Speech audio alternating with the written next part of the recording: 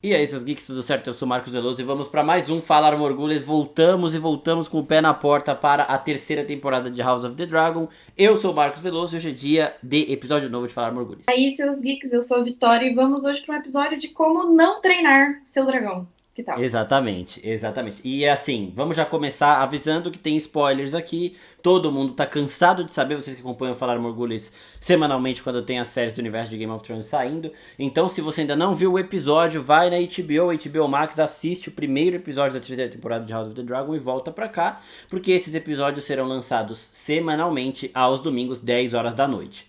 Certo? Então bora começar com a Reina, Vit. Primeiro ponto, pro final do episódio a gente vai a gente vai responder as perguntas que vocês mandaram e aí a gente vai entrar numa área de teorias também pro final do episódio aqui. Por enquanto a gente vai comentar as coisas do episódio em si, começando com a Reina que estava domando a Robovelha. Isso é uma mudança direta dos livros, né? Porque não acontece nos livros. A gente já falou dessa mudança na temporada passada porque isso já tinha sido mostrado. Eu quero saber o que você achou desse primeiro momento e te dar os parabéns que você acertou sua teoria. Uma triste teoria, mas uma certa teoria ali. Ai, gente, foi assim, começou o episódio, eu mandei uma mensagem pro Marcos, coitado, ele achou que eu tinha visto um vazamento. Ele, tipo, você viu esse vazamento? Eu não quero saber. Mas não, quando apareceu ela, cara, veio uma, sabe, tipo, ela toda ali nessa bagunça, eu falei, meu Deus, vão jogar nas costas dela a morte do Jason. Tô vendo isso acontecer, Ryan Condon vai fazer essa putaria com a gente, meu Deus do céu, e realmente foi o que aconteceu. Em si, o relacionamento dela ali, a tentativa dela, eu sinto dizer, Reina, mas eu fiquei com raiva de você. Eu acho que foi mais forte do que eu.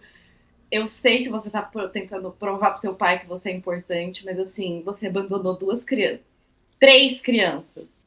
Três crianças que a gente não tem ideia de onde estejam pra ir atrás de um pet que te deu uma ovelha morta pra você comer.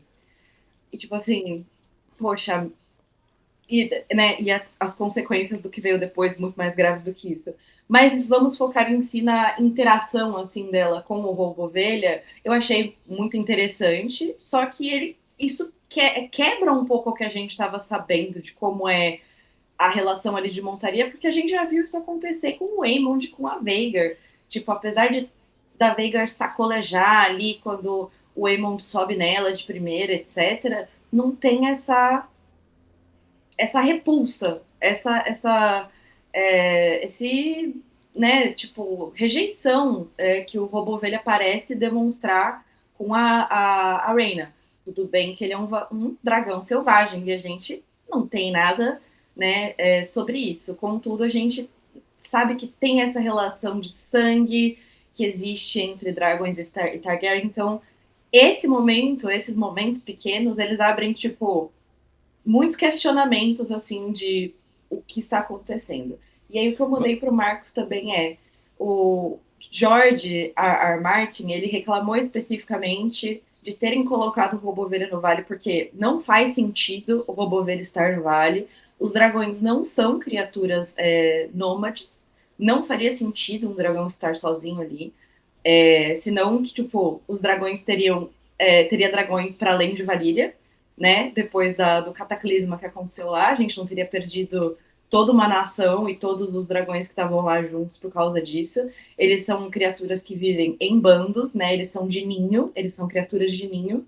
Então, o fato de existir um dragão no vale por si só já não faz sentido. E aí a gente vê ali um dragão que parece às vezes entender valeriano.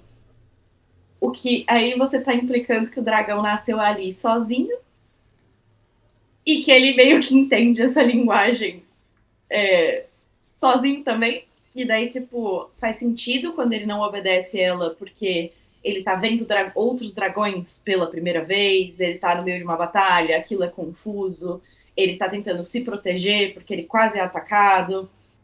Tem muitas informações acontecendo, então me colocando no lugar do Robô Velho, eu consigo entender a cabeça dele do porquê que ele reagiu sem obedecer ela. Só que ele tava ali obedecendo. Ela fala sobe, ela fala vamos para cá, vamos para lá, ataca, tal. Então, tipo, tanto ela fica animadinha ali, né? Então, cara, muitas especulações em cima dessa cena. Graficamente falando, interessante o visual do Robo Ovelha. Feio pra caralho. Nossa senhora, que dragão feio. Meu Deus. É. O que você achou? Eu achei o seguinte, primeiro, o comportamento de dragão. Eu discordo de você na parte do Valeriano, que eu acho que ele não entende porra nenhuma. Porque eu acho que ele foi muito por instinto. Meu irmão tava falando aqui, pô, eu acho que ele foi pra treta porque ele viu a treta e quis ir, porque ele ia de qualquer jeito. E ele não entende Valeriano, porque se a gente for lembrar dos dragões que a gente tem, os dragões Targaryen, os dragões selvagens que são ele, o canibal, e tem mais um que eu esqueci o nome agora, Silver alguma coisa. E esses Grey dragões. Ghost. Grey Ghost, isso. Esses dragões, eles não se enquadram nessa parada dos dragões Targaryen, pelo menos nesse sentido do Valeriano. Por quê? O Balerion nasceu entre os Targaryen, então ele foi treinado do mesmo jeito que a gente viu, por exemplo, o Jace treinando o Vermax. Vermax vem bebezinho, ele ouve o Dracarys, ele solta o fogo lá e tudo mais. Os dragões da Daenerys, eles pareciam instintivamente responder ao Dracarys, né? Era uma coisa bem também. Desde o comecinho lá, ela fala o Dracarys, ele solta o foguinho e tudo mais. Então parece que eles realmente entendem o Valeriano sem precisar de treinamento, na época de Game of Thrones. Em House of the Dragon já parece que tem que ensinar. Eu vejo os dragões meio que nesse sentido ser um cachorro. Se você adestrar o cachorro em inglês, ele vai responder em inglês. Se você adestrar em português, se eu quiser adestrar as minhas cachorras aqui em Valeriano, elas vão responder, porra. Se eu falar Dracarys e elas latirem aqui, é meu sonho. Mas aí eu acho que o Robovelha não entende Valeriano porque ele não teve esse treinamento desde de criancinha. Aí, mas em contrapartida ele tem uns comportamentos instintivos de dragão. A mesma coisa que a Veigar faz com o Aemond e que a Asa Prata faz com o Wolf, ele faz com a Rhaena. Que é deixar montar e fazer aquele voo insano. Dá o rasante pra baixo, sobe, vira, não sei o que. Se ela se segurar, ele vai deixar ela montar. Então esse é um comportamento de instinto aí. E a Rhaena, ela parecia a doidinha do centro, em todos os sentidos. Primeiro que ela tava muito. Acho que ela não tava batendo bem da cabeça, porque ela tava muito tempo sem comer. Ela simplesmente saiu pra subir uma puta de uma montanha, sem pensar que ela precisava de mantimento, que ela precisava ter um certo resguardo ali, porque ela não ia achar comida tão fácil. Porque tinha um dragão comendo a mesma comida que ela comeria, então é uma concorrência que ela não ia conseguir vencer. Se ela tivesse que caçar uma cabra, ela não ia conseguir. Caçar uma ovelha, ela não ia conseguir também. Nem com arma ela foi. Então ela já tava meio que sem bater bem. A sorte dela é que o Robovelha trouxe uma ovelhinha para ela comer ali. Mas completamente sem noção, porque ela pega um dragão selvagem, acha que o Valeriano vai resolver, não resolve. Então ele foi por instinto, ela, tô controlando. Ela nunca teve um treinamento pra ser montadora de dragão também. O Jace treina desde criança, a Beyla treina desde criança, o Aemond passou não sei quanto tempo pra conseguir dominar a Veigar, fez a merda que fez com o Lucerys lá também. Ela subiu e achou uma boa ideia atacar o dragão no meio da treta ali. O dragão vem do monte de navio, era impossível ele saber quem era amigo e quem não era. Era impossível até o Jace e a Beyla saberem o que aquele dragão tava fazendo ali do nada. É um dragão que eles nunca viram. Eles crescem sabendo quais dragões tem no fosso dos dragões. Se fosse ali um Seasmoke, um Vermitor, a Dreamfire, eles saberiam quem é. Caralho, é um dragão Targaryen aqui. Um dragão selvagem, eles nunca devem ter visto o Robovelha. Então foi um choque pra todo mundo e caralho, né? E aí as consequências disso a gente viu e assim, justificável, né? A Urtigas, ela tá nessa batalha, acho, no livro com a Robovelha, né? E aí depois ela vai lá viver com o Daemon. Talvez ela tenha feito uma merda federal aqui e quis sair fora. Aí falam que a Rhaenyra brigou com ela lá e ela acabou se afastando, mas continuou fiel, tal, não sei o que. Mas eu achei essa justificativa para tudo que aconteceu com o Jace uma boa justificativa, né? Então, em termos disso, eu acho que a Robovelha não entende o Valeriano. Eu acho que ela deixou a Rhaena montá-la por um instinto de dragão também, fez o teste que os dragões fazem. A gente tem dois tipos de dragão. A gente tem o Vermitor, por exemplo, que escolheu o Wolf sem precisar, o Hughammer, sem precisar do voo. Ele viu que o cara era macho, o cara falou, vem, não tô com medo. E ele não estava com medo mesmo, né? Porque ele firmou a perna, o dragão sente isso. Aquele primeiro cara que tentou chegar no Vermitor, o Vermitor cheirou ali um sangue Targaryen nele e falou, beleza, o cara tremeu as pernas, fio, tomou fogo. O Hughammer se posicionou ali, firmou, ele deixou. O Seasmoke é um caso à parte, né? Achou a gay dele lá pra ele e pronto, foi ser feliz. Ele viu que a Rhaenyra ia empurrar alguém pra ele, ele falou, eu que vou escolher. Mas a maioria das vezes tem esse voo aí, e é o voo que o Robovelha fez com a Rhaena, só que, mano, É doloroso, é algo que poderia ter sido evitado, mas tudo em House of the Dragon poderia ter sido evitado. Tudo. Desde o começo. Sabe? Então. E é culpa da Rhaena desde o começo também, tá? Porque se ela tivesse subido na Veigar lá no primeiro momento, o Aemond não tinha perdido o olho. Nada disso teria acontecido e ela ia ter o dragão da mãe dela. Então, o começo de tudo isso, que foi quando o Aemond perdeu o olho antes do Viserys morrer, antes do golpe, foi culpa dela. E agora também do Jace é culpa dela. E também do Jace, tá? Daqui a pouco Eu a gente fala amei disso. no Twitter que o pessoal tá tipo, aqui em Florianópolis a Reina já está jurada de morte. O pessoal não perdoa, não vai perdoar. Coitado da menina. Cara, eu acho que quando você fala que você achou uma boa justificativa, eu não sei se eu concordo. Tipo, dentro das possibilidades, né, do que por causa dos dominós que faltam e etc., eu acho que não tinha meio que como escapar, né, dessa situação. Contudo, entretanto, porém, nos livros é uma situação diferente. O motivo da morte do Jason, eu sei, a gente pode falar de como era dos livros, tipo, só um Pode, já spoiler. foi. Pode, já foi, já. Nos livros, essa no meio dessa batalha, o que está acontecendo é justamente a tarefa da Rhaena, que era levar as crianças da Rhaenyra para Pentos. Então, as crianças estão no navio, né? O Viserys e o Aegon. E o Joffrey também, acho, né? O Joffrey também estava. Acho que tava. Não, não lembro exatamente. Acho que não, era só os dois, era só os dois. É. Era só os dois. Os dois iam ser mandados para Pentos. Então, eles estavam em um dos navios. E aí, o ponto é, a triarquia não estava ali só para batalhar, né? Tipo, eles estavam ali com o intuito de sequestrar as crianças da Rhaenyra, né? Levar elas como reféns, matar, etc. Então tinha esse ponto de conflito. Então, quando o Jace falece nessa batalha, ele tá ali defendendo, tentando salvar os irmãos dele. E aí, novamente, ter esse, tipo assim, foi um acidente, né? Tudo aconteceu por um acaso, em vez de ter né, uma Uma coisa ali motivação realmente, maior. uma motivação. Eu acho que seria muito mais nobre e muito mais condizente com o personagem do Jace, e mais respeitoso, talvez, pela Mais jornada dele, respeitoso, com ele certeza. falecer depois do que aconteceu com o Lucerys, né? Tipo, toda essa coisa de ter esse quadro, ele sai ali de Pedra do Dragão falando, não vou deixar, eles já levaram meu irmão, eu não vou deixar levarem minha mãe também. Então ele tem essa motivação, né? Mas ali não tem as crianças para que ele faça essa conexão. Então ali ele morre por um acidente, ele morre por um acaso, ele morre novamente, mais um filho da Rhaenyra que tá morrendo porque um dragão Perdeu o desobedeceu controle. as ordens de um governador. É a segunda vez com o segundo filho da Rhaenyra. Então eu acho isso um pouco fraco, né, de roteiro. E é aquela coisa, tipo, nunca é a culpa dos verdes. A Alicent virou rainha sem querer. Ela usurpou o trono sem querer. O Aemond matou o Luke sem querer. Entendeu? Tipo, e agora também eles não têm culpa direta pela morte do Jace, porque eles não estavam ali. Ah, mandamos uma galera para sequestrar os filhos da Rhaenyra porque eles seriam nossos reféns para ser uma vantagem de guerra pra gente, seria uma ação De direta guerra. dos verdes. Sim. Então agora a gente também não tem isso, então não tem um envolvimento. Então eu fico meio assim porque realmente é uma coisa de repetição com a morte do Luke.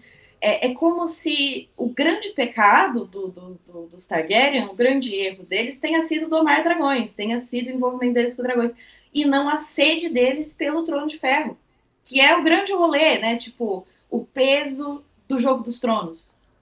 Quanto que custa jogar o Jogo dos Tronos? Sim. Olha o preço gigantesco que a Rhaenyra está pagando para jogar o Jogo dos Tronos. São 3 filhos, né? Perdeu a menina dela, perdeu o Luke e agora perdeu o Jace. Então, Exato. eu não sei se eu gosto justo por causa disso, porque é um peso narrativo muito mais espesso, sabe? Tipo, tem um desenvolvimento de roteiro muito mais interessante. Eles terem repetido isso me doeu um É. pouco, e daí, coitada da Reina, né? Assim, tipo, vocês vão tretar com ela, né? Alguém vai ter que botar essa menina na parede e falar onde você estava com a sua cabeça, porque isso também, né? Cara, Foi Vai culpa ser a dela. Beyla, né? Vai Ah, ser a mas é uma. Beyla. Oi? Vai Eu ser a espero, Beyla. tipo, de verdade. Eu preciso que exista isso, até porque a gente não tem personalidade delas. Tipo, eu preciso ver ela com raiva. Eu preciso ver a Beyla chorando. Do mesmo jeito que eu precisava ver ela gritando no meio da batalha. Do mesmo jeito que eu precisava ver o Jace gritando quando ele tava na água. Muito mais desesperado do que ele tava. Mas eu deixo esse momento pra depois. Mas eu preciso ver uma coisa mais humana entre eles, sabe? Do tipo, cometeram-se erros humanos, vamos reagir como humanos. Até a Rhaenyra, eu achei ela pouco, assim, sabe, durante esse episódio. Eu gostei do episódio. Eu gostei do episódio. Não estou falando que eu não gostei. Mas eu sinto que deu uma esfarelada no que poderia ser um roteiro interessante para esse arco. Sim. Ah, já que a gente já tá falando desse clima aqui da batalha, depois a gente vai falar das outras coisas, que tem umas coisas muito boas aqui. Roderick Dustin, por exemplo. Mas, bom, eu gosto dessa. É um samba que o Ryan Condal faz pra enquadrar as coisas, porque ele deixou a série de um jeito que não permite outras coisas acontecerem. É aquilo que a Mikan falou, que você fala também constantemente, de que uma cena alterada lá no começo vai desencadeando várias alterações e aí chega uma hora que ele não consegue mais conectar tudo. E é por isso que o Martin demora pra escrever um livro, porque ele tem que conectar tudo com. Desculpa. Com uma coerência maior. E aqui o Ryan Condal não fez isso, e aí ele tem que ter essas conveniências de roteiro pra justificar algumas situações. Foi uma conveniência de roteiro que ele manejou bem, na minha visão, no meu ponto de vista. Mas realmente, o peso das ações eles seriam maiores se o Jace estivesse protegendo os irmãos, se fosse uma situação diferente. Mas um dragão selvagem ser tacado no meio de uma treta e perder o controle e não saber o que está acontecendo, pra mim faz sentido. Faz sentido. Em termos do Jace, quando eu vi ele falando pra Beyla, vamos nós, eu pensei em você na hora, falando, puta, não teve, eles não tiveram nenhuma aproximação ali de. Eles estão prometidos pra se casar desde que eles eram crianças. Há no mínimo 8 anos, sabe? 6 anos, né? Aquilo não era o momento de uma beijoca, de uma, tipo, segurar o rosto dela, tipo, a gente consegue, tipo, sabe, de ter. Por que, que a Beyla vai atrás dele? Tipo, ok, eles são noivos, mas. Ah, eles Exato. estão juntos há 8 anos, literalmente. Meu Deus, gente, cadê o relacionamento desses dois? Então, são 6 anos, 6 ou 8. Acho que são 6. Mas assim, é bizarro. A gente vê isso na luta. Porque a sintonia dos dois é muito boa. A Bailey, a Bailalu, o Vermax e o Jace, eles combinam ali como se fosse uma dupla que já tá acostumada a voar junto. Poderia justificar isso com um diálogo melhor, de tipo, se eu vou pra batalha você tem que estar comigo, a gente se completa. Poderia ter feito de várias formas. Simplificando as situações, o Ryan Condal faz de novo. Em relação aos outros filhos da Rhaenyra, tinha um dragão que deveria estar maior aqui, porque deveria ter condição de voar nessa cena. Seria também um peso dramático muito grande pra cá. Ele removeu. Mas mesmo removendo isso, deixando esse dragão do tamanho de uma mão, ele poderia ter colocado as crianças nesse meio. Porque elas estavam indo pra Essos de qualquer forma. A Rhaena demorou muito tempo pra achar a Robovelha ali. Então eles poderiam estar no Uhum. meio dessa confusão e ser pego no fogo cruzado aí, tipo, caralho, uma conveniência aqui. Esse navio tá indo pra onde? Quem que tá aí dentro? São os filhos da Rhaenyra, eita, cabelinho dourado? Não quero saber de quem Poderia, é. É, poderia ter mostrado a senhora Erin lá do tipo conversando com a guarda dela rapidamente ali, falando a gente procurou ela para todo lugar, a gente tem que mandar as crianças. Não, manda as crianças. Olha, a minha criada vai junto, tipo, sabe? A gente vai aham. continuar procurando a Reina, a Lady Reina e manda as crianças. Se tivesse, sabe, tipo, era fácil de ter. Por quê? Por quê? Exato. E aí ele transforma o Jace, tipo assim, ele tira meio que essa honra do Jace realmente e transforma o Jace num baita de um mimadinho que morreu como um mimadinho. Por mais que ele tenha se portado melhor do que eu esperava na batalha. Ah, o Vermax foi atingido uma vez antes sem culpa da Robovelha. Foi, mas ele se portou melhor. Eu achei que ele ia ser afobado o tempo inteiro, mas ele manteve uma distância ali razoável. Ele e a Bella se alternaram. Isso aí foi, eles foram bem. Sabe o E, que eu e aí. queria? Ah, Que tivesse assim, quando eles estavam, tipo assim, chegando na batalha, eu queria que tivesse tido um momento bem adolescente, que era tipo, eles voando e sorrindo entre si, igual o Daemon e a Lena naquele episódio quando eles apresentam como eles moram lá em Sim. Pentos, estavam fazendo aquela apresentação de dragões, tipo, como se eles estivessem com essa fé de que vai dar tudo certo. Eu acho que isso adicionaria, é um momento muito curto, e adicionar um peso muito grande, porque eles estavam na certeza de que ia dar tudo certo, porque são dragões contra navios. Né, se a gente for pesar as coisas entre aspas, a triarquia estava muito mais preparada, eles deveriam ter pensado nisso, né, considerando que a triarquia que já tem experiência, né, com dragões, Sim. mas de ter essa arrogância adolescente, essa emoção de batalha, porque, mano, os olhos do quando o Jace vai, Sim, tipo, bem lá, malucão. vamos lá, doidão, cheirou 2 linhas de pó, falou, é o nosso destino, vamos lá. É, Eu queria ver um pouco disso, sabe? Dessa, tipo, finalmente eu vou mostrar o meu valor e daí ver isso desmoronar. Se tivesse esse momento, eu acho que teria sido muito, muito interessante e também adicionaria no relacionamento deles isso que você falou essa dança literal, né, entre a Baila Lula e o Vermax, essa conexão entre eles foi lindo de ver. Baila Lua, MVP da Batalha da Goela, cara, o os dragão mais rasantes rápido dessa dela. época. Exatamente. Mano, os rasantes, ela puxando as asinhas para poder fazer um no ar. Gente, eu amei, amei. Foi tudo de bom. Foi muito legal, de verdade. Gostei muito de ver ali essa coreografia mesmo que eles fizeram, né? Por mais que no final tudo doa, mas foi muito legal de ver os dois juntos. Sim. E assim, por mais que tenha esses momentos de nobreza, de eu não quero perder minha mãe igual eu perdi meu irmão tal, poderia realmente ter feito melhor. Tudo isso, a relação do Jace com a Beyla, com o peso que ele carrega, até porque é sempre bom lembrar, ele que sugeriu que eles fossem enviados como mensageiros, o Luke não falou nada e o Luke acabou sendo mandado também e morreu lá, então ele ainda tem esse sentimento pela situação. Mas. Beleza, não é algo que me desagrade assim muito. Eu entendi eles fazerem desse jeito, e aí eu quero ver o que vão fazer com a Rhaena daqui pra frente. Porque assim, no livro a Ortigas não é parente da Rhaenyra, então a Rhaenyra poderia desconfiar de uma traição por parte dela. Mas aqui na série, a Rhaenyra também pode desconfiar porque ela foi traída pelo Jace, o próprio filho dela. Então a neurose da Rhaenyra vai começar agora com qualquer pessoa.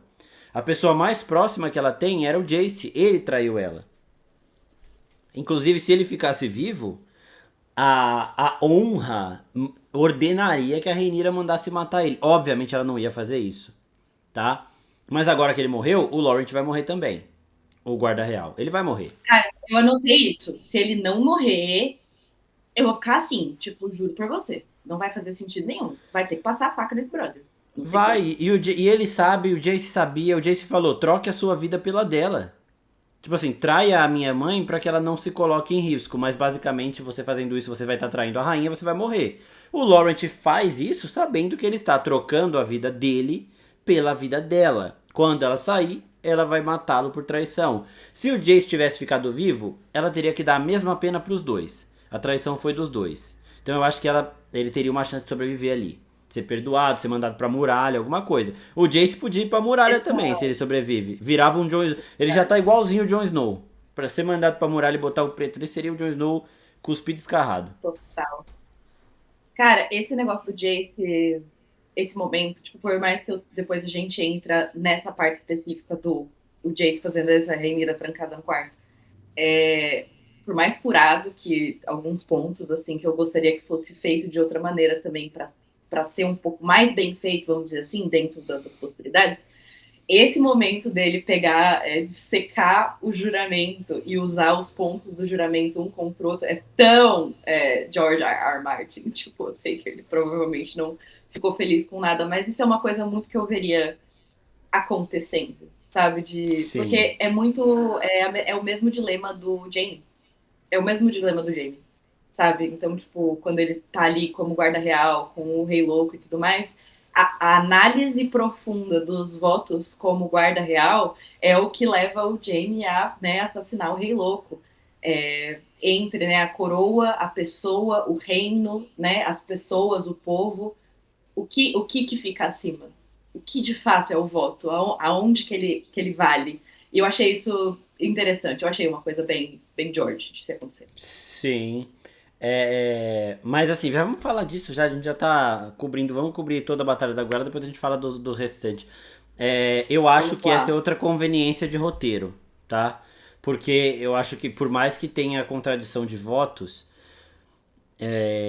um guarda real ouviria a sua maior hierarquia primeiramente. E a hierarquia da Rhaenyra não é superada por nenhuma hierarquia atualmente pro Sir Lawrence. Então assim, não teria como o Jace convencê-lo a fazer isso, tá? Tanto que na primeira temporada, quando o Martin estava envolvido, a Rhaenyra tá ouvindo eu sei que as situações são completamente diferentes. A Rhaenyra tá ouvindo um bardo, chega a Alicent e fala, para. A Rhaenyra fala, continua. Ele para porque a hierarquia da rainha é maior do que a da princesa. Acabou. E Mas aí aqui. a gente também tem o capitão da guarda na cena depois da morte do Viserys, que ele abandona o manto dele quando ele é ordenado, é, né, para seguir as ordens ali do conselho e da rainha pós-morte do Viserys. E ele fala: não, isso é traição. Ele também para ali para analisar os votos dele, né? Tipo, não, Então, isso não é os meus votos. todo mundo aí para. Os irmãos Eric e Arik param. Cada um vai para um lado porque eles entendem os votos de forma diferente. E o Lorde Comandante, ele sai, eu revi esses dias, ele sai, ele tá ouvindo tudo. Ele tá pasmo com tudo, tá aterrorizado com tudo, mas ele tá ouvindo. Quando o Otto vira pra ele e fala, vai pra Pedra do Dragão e mata a Rhaenyra de forma respeitosa e silenciosa, ele rasga o manto dele e fala, eu tô fora. Então ali foi o basta pra ele, porque um guarda real, ele tem que proteger a família real. Então quando você manda matar, seja a Rhaenyra, seja o Aegon, seja qualquer um, ele não vai fazer isso respeitando os votos dele. É... Tanto que esse é o conflito que eles entram também quando o Aemond toma a facada, que o Christian Cole até fala, a guarda real nunca teve que proteger família real contra família real, né? Então, essas Sim. contradições, essas situações, a Dança dos Dragões colocou a Guarda Real em maus lençóis em várias ocasiões aqui. E essa é mais uma delas. Quando a Só que gente pra mim bota essa é esses conveniente demais. pontos, quando a gente bota esses pontos, assim, até que começa a fazer um pouco mais de sentido, não que exista, né? Novamente, a gente está aqui analisando se isso faz sentido ou não. Mas ter essas instâncias constantes desde a primeira temporada envolvendo os votos da Guarda Real, narrativamente faz sentido continuar acontecendo, justamente porque a gente está falando de uma briga entre uma mesma família, né? Tipo, de uma mesma linhagem. Tem os votos do Christian Role, tem, sabe, tipo, tem várias Sim. instâncias, tem os irmãos, tem a morte dos irmãos. Então, até tô passando um pouco mais de pano, vamos dizer assim, disso ter sido colocado no roteiro. Mas Mas, outra coisa. pode falar, pode falar. Não, quando a Rhaenyra sofre a tentativa de assassinato lá no quarto dela dos gêmeos, esse quarto que ela tá tem duas saídas. Eu anotei também. Eu fiquei achei, tô ficando doida? Não tem duas portas nessa porra desse Tem. quarto? Tem porque o cara ele tranca uma porta antes, depois ele dá a volta, vai pra outra e espera ela ali. Então foi, caralho, não tem duas portas aí? E outra também, se fosse a Rhaenyra mais nova, ela gritava a Syrax e ia pular da janela, pra sair pela Syrax ali. Ah, mas a Syrax não ia conseguir pegar a Rhaenyra voando ali. Não, ela finca, eu até falei isso pro meu irmão falou, não, ela finca ali na janela, as patas e dá um jeito de pegar a Rhaenyra, mano, tirar de lá. Então, sei lá, aqui essa parte do episódio pra mim foi a parte que teve mais conveniência de roteiro, que é o que o Ryan Condal tem que fazer por conta das alterações mal feitas que ele protagonizou ao longo dessas duas temporadas. Pronto. É isso que me incomoda e assim, não me incomoda tanto porque tecnicamente a Batalha da Guerra é impecável. Tecnicamente, a maior batalha naval que eu já vi, somando as coisas que eu vi com Piratas do Caribe. Não posso colocar o One Piece aqui porque é um anime e é mais fantasioso, é diferente. Mas a gente tem Piratas do Caribe como comparação. E aqui pra mim leva vantagem por conta da violência que eles podem usar que um filme da Disney não usa. Piratas do Caribe também tem, é grandioso, são os filmes mais caros da história do cinema aí, alguns dos Piratas do Caribe e tal, mas aqui foi tudo realmente em nível de produção pra mim, é uma produção que fez Batalha dos Bastardos, por mais que, de novo, se o Miguel Sapochnik estivesse aqui, teria sido até melhor. Porque foi ele que fez Batalha dos Bastardos, Antes, Hard Home e tal. antes de eu também comentar sobre a parte da batalha naval em si, eu queria voltar na cena do quarto da Rhaenyra. Do mesmo jeito que a gente tava falando que eu, tipo, queria sentir uma humanidade maior da Baela, da Rhaena, né, do próprio Jace. Por que a Misária e a menina lá, que eu esqueci o nome, que é a criada da Rhaenyra, tipo, não interviram? Por que não tem, sei lá, elas agarrando ela ou tentando abrir a porta também, ou segurando ela, sabe? Tipo, uma coisa mais humana, não sei. Ah, não Mas, sei, nessa para parte essa não, cena porque. funcionar, Pode falar. para essa cena funcionar para mim, qual que é o ponto, né? Ninguém libertou ela porque eles não confiam nela e preferem escutar um homem. Tipo, basicamente, tipo, o raciocínio que eu tenho que fazer para chegar em algum ponto, né, dessa história que está sendo contada sobre o que é o ser a mulher em Westeros desde a primeira temporada, eu tenho que chegar mais ou menos nesse ponto. Só que eu acho que foi mal feito se for realmente esse o ponto. Se naquela Eu não cena, lá sei. no começo, a gente sente ali a Rhaenyra contando, tipo, toda animada pro conselho dela. Ai, gente, minha ex veio aqui. E aí ela Nossa. falou que a gente vai fazer tal coisa, tal coisa, tal coisa. Se nessa cena a gente tivesse focado mais, talvez depois dela sair da sala mesmo, do conselho reagindo, do tipo, ela tá biruta. Chegamos à conclusão de que a rainha tá biruta, e a própria guarda real dela ali também reagindo, talvez focando ali nesse mesmo guarda, ficando com uma cara meio assim, do tipo, nossa, o que tá acontecendo? E ela tava com uma cara meio de maluca. Se isso tivesse, né, sido colocado. E daí, quando ela tá lá gritando, mostra a sala do mapa, em que eles estão ouvindo os gritos dela e fala, eu vou pegar sua cabeça, assim, Sir Marbrand, você abre Lawrence, essa vai. porta, não sei o quê. Se tivesse trazido o pessoal do conselho, imagina eles ali na porta, o que tá acontecendo? E daí o cara fala, o cara explica, tal, não sei o quê, e aí os homens olham um pra cara do outro e fala, deixa ela aí. Ela não tá batendo bem. Porque daí a gente veria mais uma vez Rhaenyra sendo colocada como, sabe, tipo, inútil, vamos dizer assim, ou não é inteligente o suficiente, não é capaz de tomar as próprias decisões, novamente, só pelo fato de eles terem essa visão dela, né, tipo, deles não conseguirem não ter essa visão dela entre, né, o ser mulher, ser homem, e quem deu a ordem foi o Jace. Alguém poderia falar, o Daemon falaria a mesma coisa, sabe? Tipo, uma coisa meio assim. Se talvez eles tivessem colocado essas camadas, eu acho que teria pesado mais, e daí no próximo episódio ela podia passar a faca em todo mundo, sabe? Então, mas aí nisso, primeiro, eu acho que a misária, eu acho que isso daí que você, essa visão que você queria ter visto, pra mim, ela existiu. Porque assim, oposição às ações da Rhaenyra, ela sempre teve nesse conselho. Quando ela fala da Alicent, a Misária é uma das primeiras a falar, não dá pra confiar nela. Como é que ela te deu garantia disso? Então, a Misária não ajudar na hora do quarto já pode ter a ver com isso, porque ela se opôs ali em palavras. Beleza? A outra menina, eu acho que essa galera não faz nada quando vê uma treta dessas, pra eles não se meter é a coisa mais recomendável.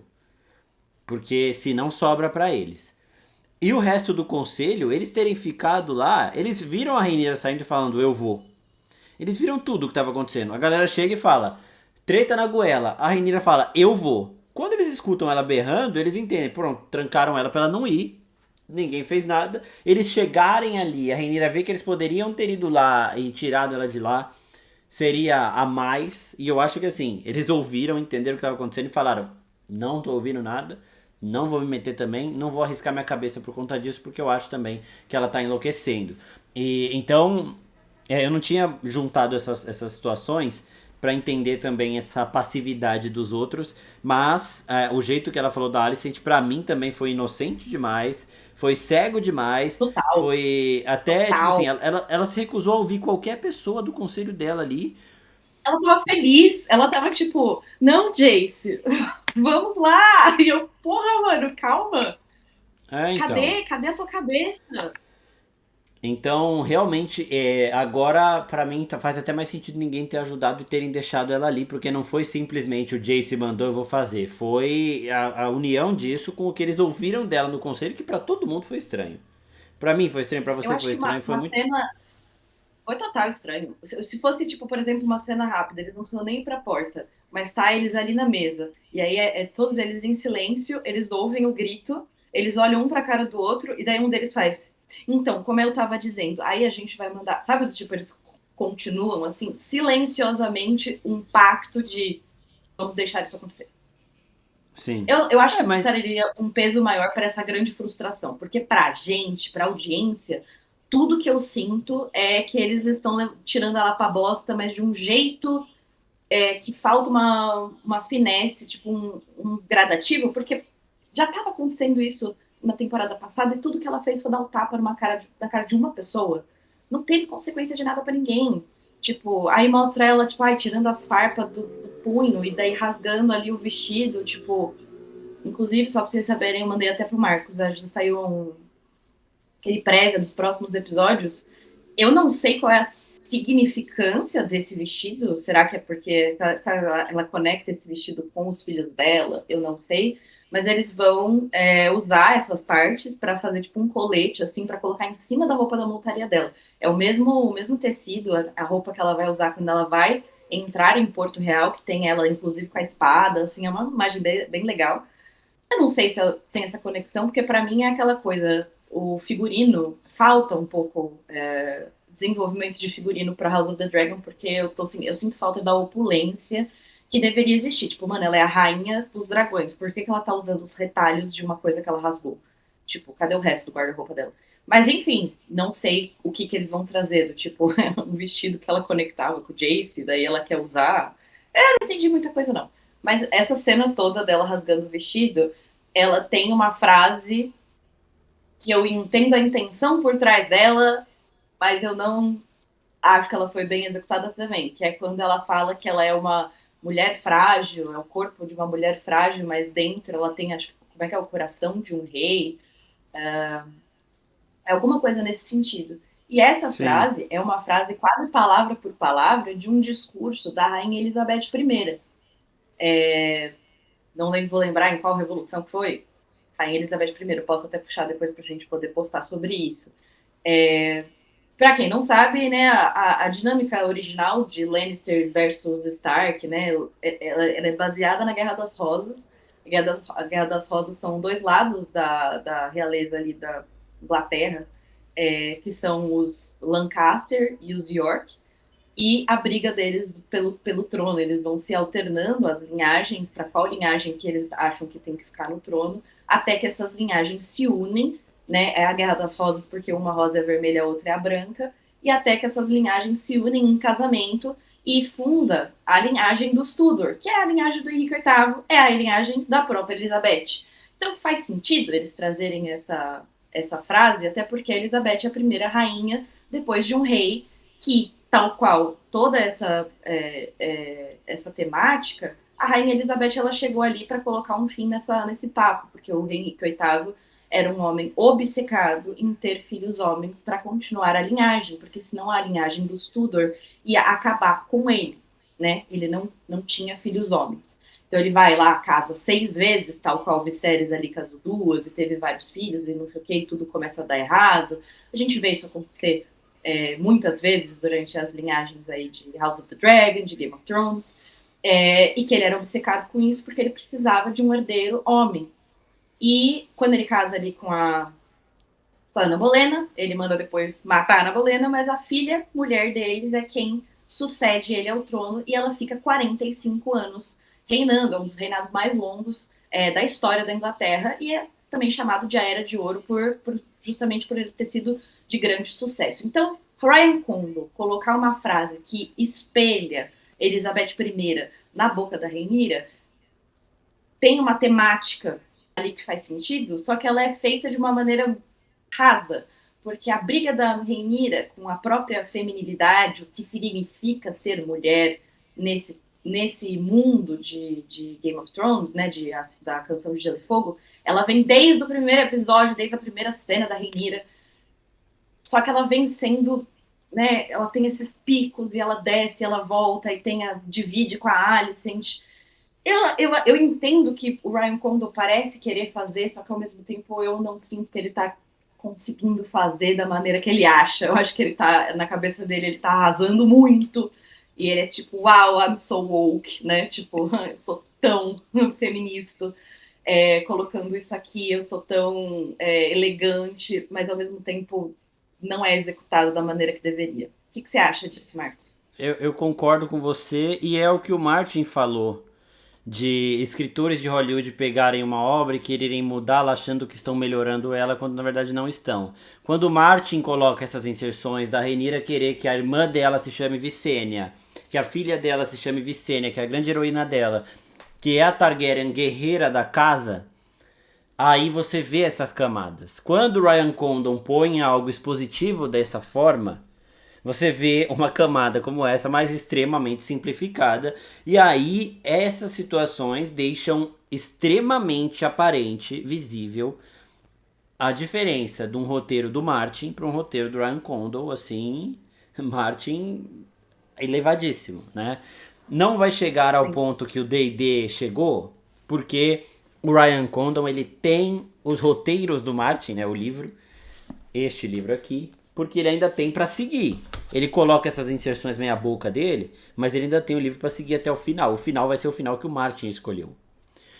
Então não dá pra ele errar do nível que os D&D erraram. Porém, essas situações deixam escancarado essa falta de compatibilidade do texto dele com o texto do Martin. E 100%. agora passando para a Batalha da Triarquia. Bora. Vamos lá. O que você achou da Shara Lothar? Um detalhe curioso aqui, eu até falei no vídeo. Os homens da triarquia tratam Shara Lothar como ele. His army, his wives, não sei o que, ele. Os homens do Corlys tratam como ela.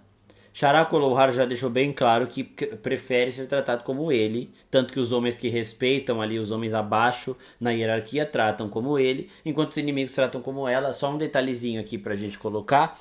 Mas... o que você achou da forma com que a triarquia agiu, dessa sede que eles têm pra se vingar do Corlys? Eles só estavam fazendo isso por causa do Corlys e tudo mais.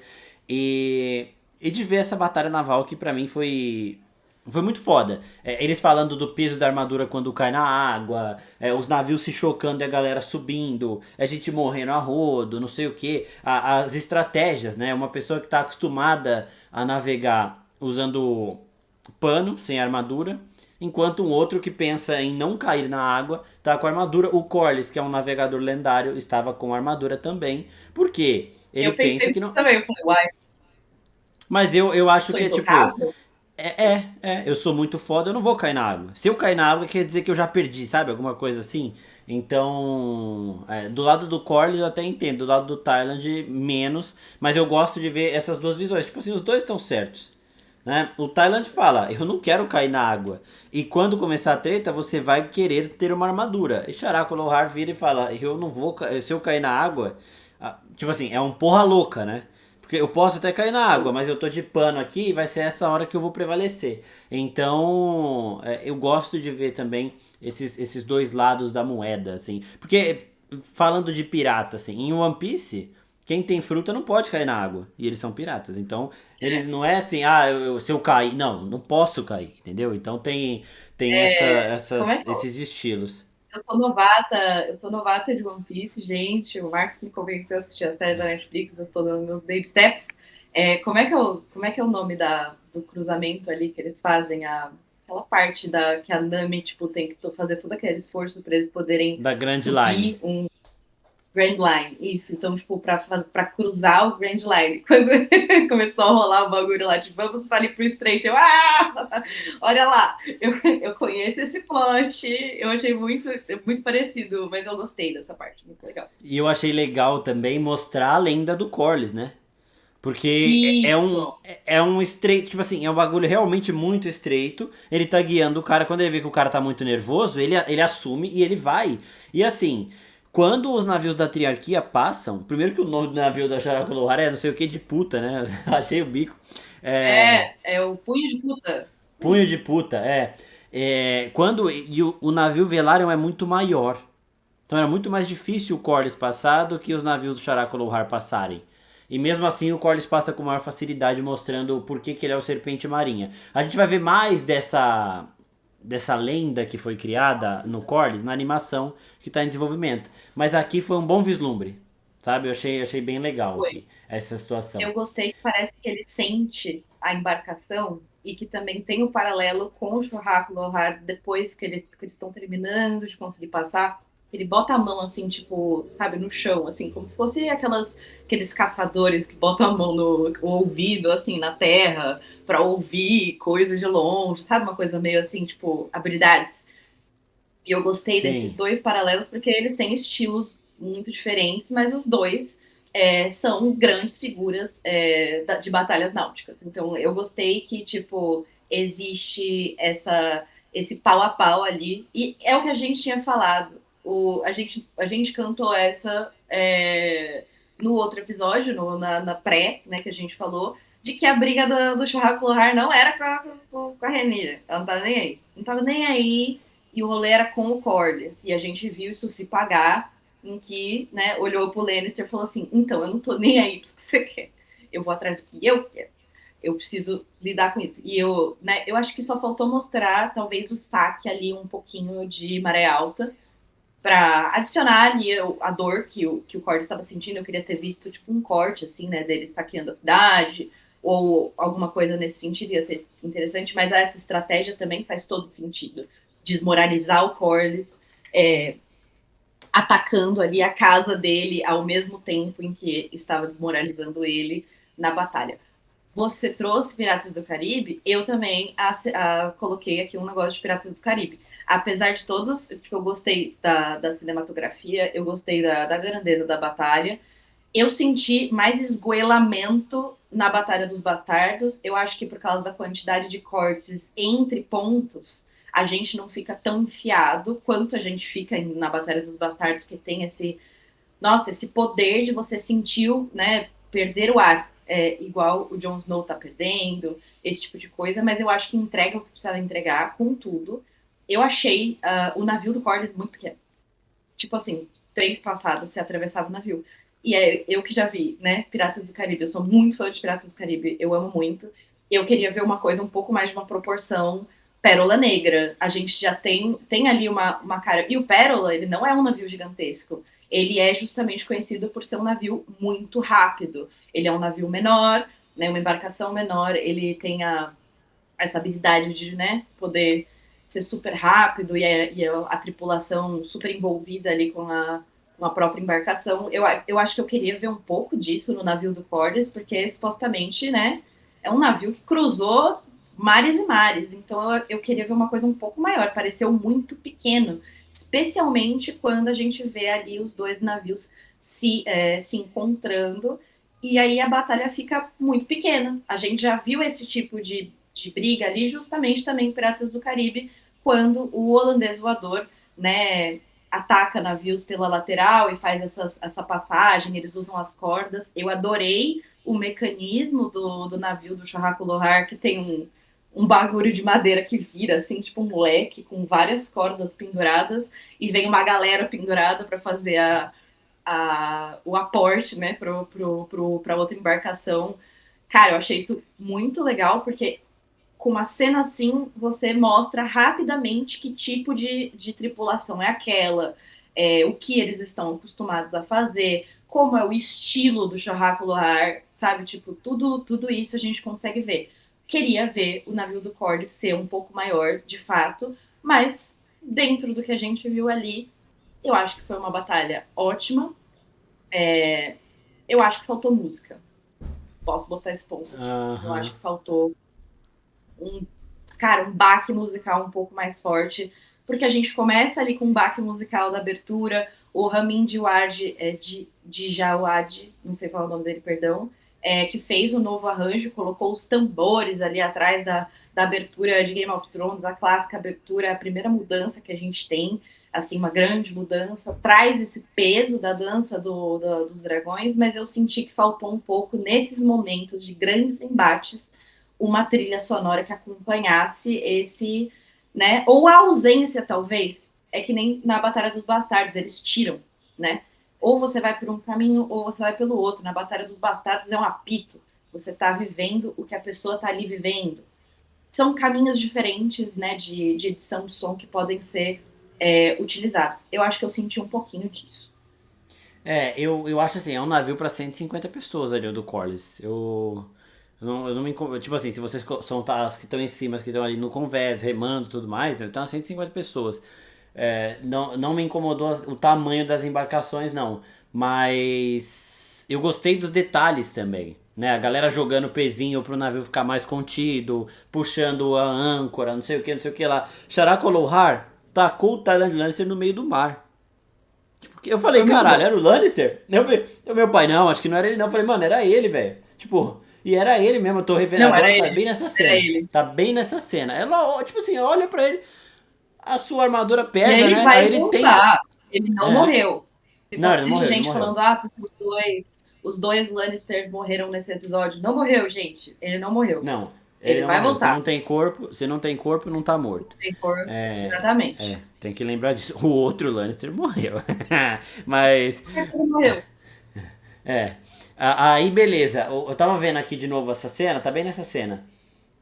E a Robovelha, ela desvia o caminho de Pedra do Dragão antes da reina falar vá Robovelha. Então, Robovelha foi pra treta porque quis. A reina que quis tacar um dragão, subir com um dragão no pior momento possível, mas ela não tinha como saber que eles iam entrar em guerra nessa hora também. Então dá pra gente dar uma passadinha de pano aqui pra ela.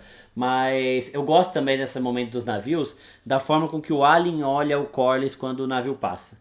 Foi a vez que ele admirou, não o pai, eu acho, mas o marinheiro, né? Então, Falei, caralho, que da É, hora a gente ver a lenda do Serpente Marinho. Foi um bom jeito de mostrar, sabe? Ele prevaleceu, né? Tipo a, assim, a você relação até. ali, né, deles é É. forte. Forte. Você até postou ali a frase do livro que o Corlys não gosta de chamar isso de vitória, né? Se isso é uma vitória, não quero. Não quero mais outra, não sei o quê. Mas ele prevaleceu, mesmo vendo o High Tide em chamas, mesmo perdendo o sobrinho não, né? É neto, o Jace é neto dele. Mesmo perdendo o neto ali na treta, ele conseguiu manter o bloqueio. Então foi uma vitória, digamos assim. Eu gostei de ver tudo isso. E se tem mais alguma coisa pra falar da Batalha da Goela ou a gente pode passar para os outros acontecimentos do episódio? Eu gosto. A gente também. Eu postei um negócio que alguém, um desgraçado no Twitter, alguém falou isso, gente. Fiquei muito, muito balançada com isso. Que o Jace, assim como o Luke, morreu com seu dragão como um Targaryen e morreu no mar como um Velaryon. Puta Pesado! que pariu. Pesado. Tenebroso! Gente, terrível, Pesado. tá? E isso reflete até o nome do episódio: Sal e Mar, Fogo e Sangue, Foda. né? Ai, Foda. gente. E aí também essa parte do Sal e Mar eu gosto bastante da relação pai e filho ali, do Corlys, eles, tipo, cara, tipo assim, aquele momento deles bebendo juntos e etc, tipo, tá preparando ali o momento, né, a gente, não é, tipo, nenhum tipo de spoiler da gente entender que o Corlys tava olhando ali pro filho dele finalmente como filho dele, ele fala até do sobrenome, tipo, você não me deu um nome, e a gente pode pensar que os próximos movimentos ali do Corlys seriam de uma aproximação maior. E trago também, conectando com os tópicos que a gente trouxe de descendência. Quando eles estavam nesse diálogo, lembrei muito de você, Marcos, porque quando ele está falando ali com o Alien, a maior parte ali do diálogo é voltada para ele. Ele fala, tipo, você. E depois ele completa, e o seu irmão. Tipo, como se fossem coisas Aham. acatadas. E aí eu, tipo, Sim. lembrei muito de você, do tipo, qual é o parentesco de fato de cada um, né? Tipo, quem é filho de quem? Seria um filho do Corlys e um filho do Laenor? A gente não sabe exatamente. Mas eu senti ali que ele tá colocando realmente uma diferença entre os dois irmãos, né? Que tem uma conexão maior entre ele e o Alien do que com ele e o Adam, né? Eu acho Sim. que, né, o sal e o mar unem eles de uma maneira muito, muito diferenciada.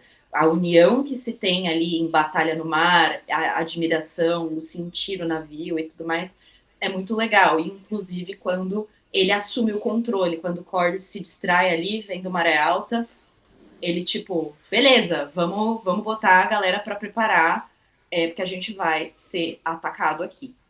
E Sim. acho que o meu último comentário, bem voltado aqui para o Jace, né? Para a morte específica do Jace. Ficou muito claro que esse episódio, né? Tinha que ser o último episódio da última temporada. A gente entende claramente que isso ia ser um final e que, né, por ordens ali, a gente sabe que era para ter 10 episódios, acho que era isso, né? A Era temporada 10. passada. E por ordens da HBO não teve. Eu acho que eu queria que tivesse mais tempo na morte do Jace, ao mesmo tempo em que eu acho que existe um valor nela ter sido tão, né, seca, vamos dizer assim, né? O Casualidade, assim, momento né? exatamente do tipo, aconteceu, gente, acabou. Eu queria talvez ver ele gritando mais pelo Vermax, Puta, tentando isso soltar o aí. arpão dele embaixo da água, sabe? Tipo, alguma coisa. Eu queria um pouco mais de pânico, um pouco mais de tempo ali, da gente sentir mais o desespero dele. Eu queria a Beyla focado na Beyla, gritando, ele gritando pela Beyla, sabe? Tipo, e uma flecha talvez primeiro errando, ele percebendo o que ia acontecer, porque eu gosto ao mesmo tempo que eu desgosto da primeira flecha pegar nas costas dele e ele vira assim, tipo, ele tá assim, aí ele faz. Tudo bom? Então, isso Sabe, daí me tipo, incomodou. ele vira assim, que. Isso me incomodou no sentido ele primeiro que ele descarta o Vermax como se fosse Rápido. nada. Tipo, quando ele se desprende, eu falei, puta, ele vai tentar nadar e puxar o arpão. Ele vai. Porque se acontece Exato. isso, o Vermax dificilmente. Eu ia ter dificuldade pra sair, mas talvez conseguisse. E o Vermax ia priorizar salvar o Jace do que qualquer coisa. Começa por aí. Então, ele não ter se soltado e tirado o arpão, tá desesperado. Tudo bem. Depois que ele segura, porra, Vermax, olha pra baixo pelo menos. O dragão que cresceu com você, chocou o ovo no seu berço. Você falou primeiro o Dracarys dele, ele matou a ovelhinha lá.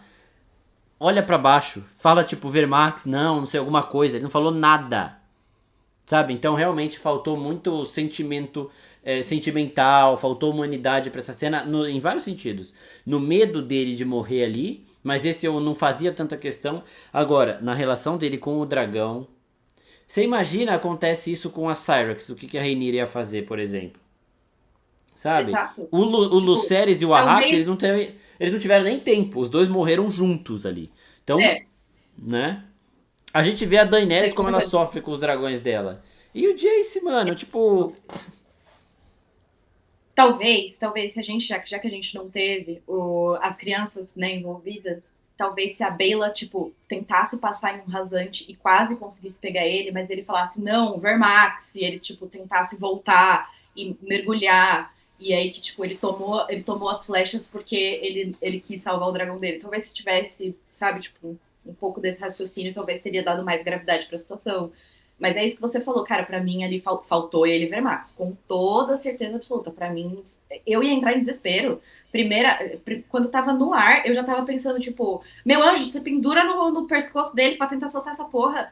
Faz alguma coisa, É, sabe? Alguma coisa. Solta um Dracarys na corda. Porra, faz alguma exato, coisa. exato. Porra, mano, isso realmente me incomodou. Eu falei, caralho, é isso? É assim que o dragão dele vai afundar e ele vai reagir, tá ligado? A gente tem vários exemplos. A Daenerys com os dragões dela, os Stark com os lobos deles. O A Bran com o Sansa com a Summer. Lady. Exato. O Bran com o Summer ali também. Uhum, Então, não deveria ter sido dessa. O Aegon com o Sunfire. A primeira coisa que o Aegon fala quando ele vê que ele tá inválido é o meu dragão morreu. Depois ele fala exato. do pau dele lá, os caralho, mas a primeira que ele fala é pra ele mostrar que ele está sem nada, que agora ele não é mais nada, é o meu É, dragão morreu. seria um momento excelente para a gente talvez explorar rapidamente a divisão de sentimentos que a gente já viu entre dragão e montador. A Rhaenyra no parto, com os cortes com a Cyrex, a dor do Aegon misturada com o que ele acha que, né, da perda do que ele acha que é o Sunfire e tal.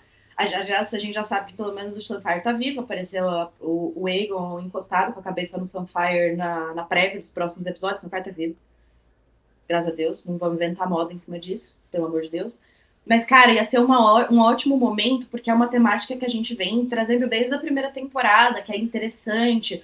O Caraxes como entende o Daemon, a Meleys como entende a Rhaenys. Então, tipo, podia ser um momento interessante ali, daí Puta! meio, A Melis e a sabe? Rhaenys, caralho, mano. É, exato. A Reina com a Veigar mesmo, né? Então, porra, mano. A Veigar não querendo Exato, é isso. obedecer o Dracarys e caralho. E a Reina, tipo, por favor, mano.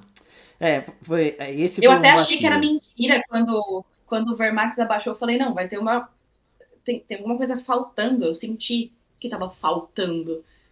E aí foi isso, Sim. né? E aí perdemos o nosso menino Jace. A E- gente postou algumas passagens interessantes no Twitter, depois se vocês quiserem ver, a gente sempre será lembrado. Esse é o ano da gente perder príncipes Targaryens de cabelos escuros, lindos, com potencial de é. serem excelentes reis.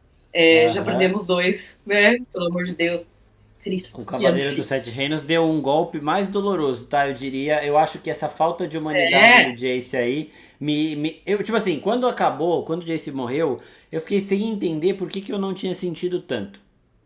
E aí agora aqui eu sei, é porque ele cagou pro Vermax, eu caguei pra ele. É isso, ele cagou pro isso. Vermax, eu caguei pra ele. E então, assim, 3 flechas foi pouco pra esse filho da puta tá nessa cena agora. Cagou pro dragão, não é humano, velho. Não é humano. E. E aí a gente teve também o Alien com a Sharako Lohar ali, ou Sharako Lohar. Ele achando que o Corlys estava morto, mano. Bruto, bruto. Ele é gigante. E aquela foi Eu brutal ali. achei o ator excelente, os dois, né? Tipo, tanto a mulher que fez o Characo quanto o Alien. O Ele até Alien. postou no Twitter. E aí, gente, como é que eu fui? Achei ele muito Foi bom. bem. Foi bem pra Ele é muito caralho. legal. Ele foi ótimo. Eu achei ele muito, muito bom. Gostei bastante. Mano, ele vê que o pai dele provavelmente tá morto. Ele grita pai, né? Que é uma coisa que não tinha essa. E ele vai, mas é Nossa, uma esse brutalidade. momento. E dá pra ver o Sharakolohara assim, meio assustado, de tipo, caralho, é um urso, velho. Eu não vou conseguir sair daqui. E ele, mano, ele não tava ali só lutando pela vida dele, ele tava descontando muita frustração ali naquela situação. Então, essa cena Concordo. foi do caralho, assim. E aí a Foi batalha bom. termina Foi com muito um dragão de pé, né? Que eu acho que é o Chip Stealer ainda, que tá voando aqui por cima. Tipo, eu venci. Ele ali, é. tipo, caralho, não sei o que tá acontecendo, mas eu venci.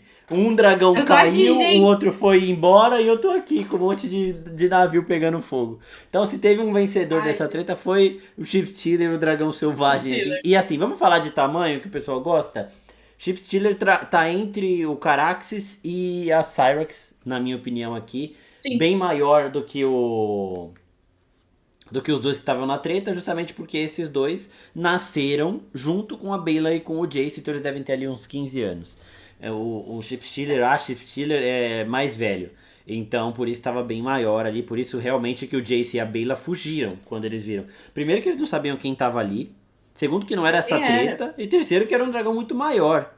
Se o Jace fosse pra. O Jace vai pra cima até, ele fala: mate o montador, Vermax. Só que o Vermax, quando ele vê que é a Rhaena, ele muda e ele sai. Então eles estavam meio tipo.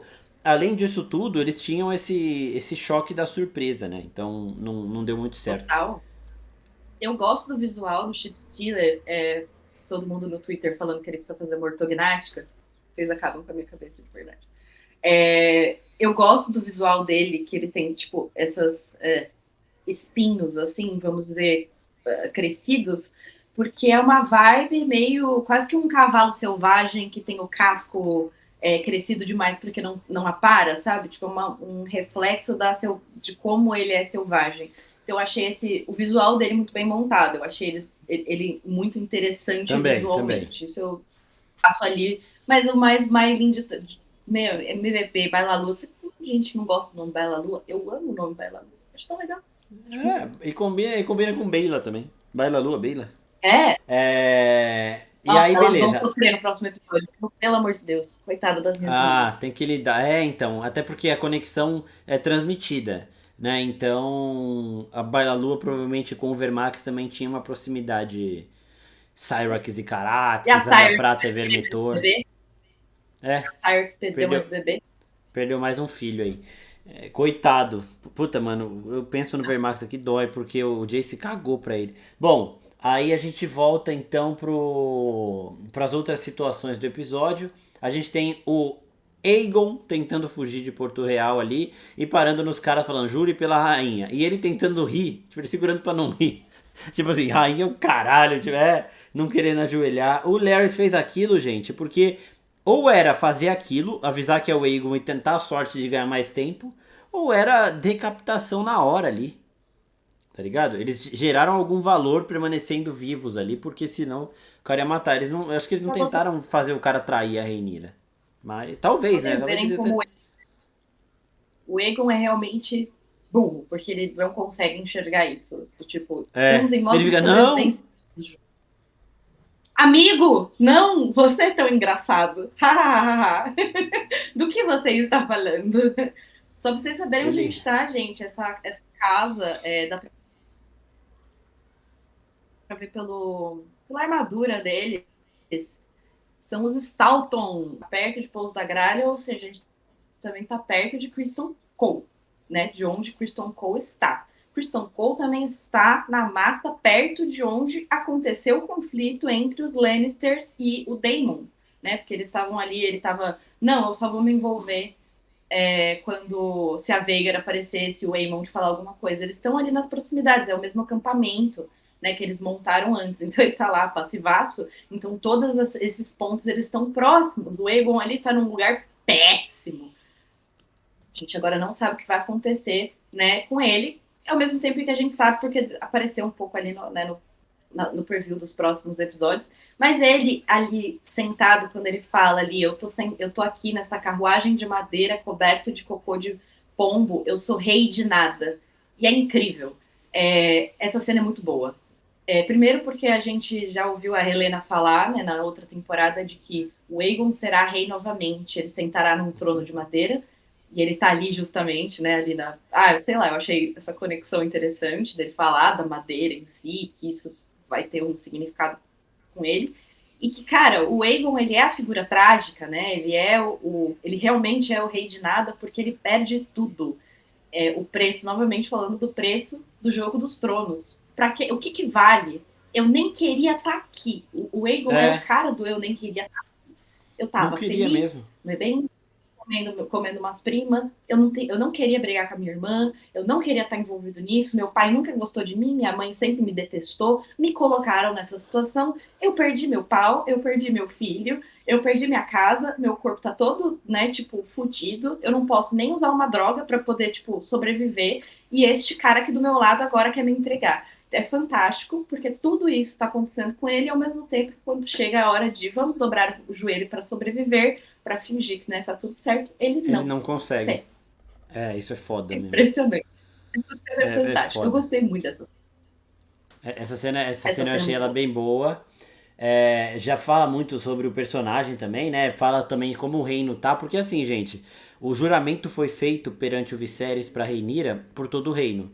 As casas que viraram a casaca são poucas, tá? Não é muita gente. É que a gente tá vendo os Lannister e os Hightower que estão envolvidos nisso diretamente, que são casas ricas e famosas. Aí beleza, mas são poucas. A maioria do reino é pró-Rhaenyra mesmo. Justamente porque estão fazendo valer um juramento e em Westeros a honra ainda tem alguma valia aí. E aí beleza, a gente tem essa do Aegon tentando aí conseguir um tempinho, ele vai conseguir esse tempo, a gente viu também nos trailers ele matando uma galera na praia lá. Então provavelmente ali ele vai conseguir escapar.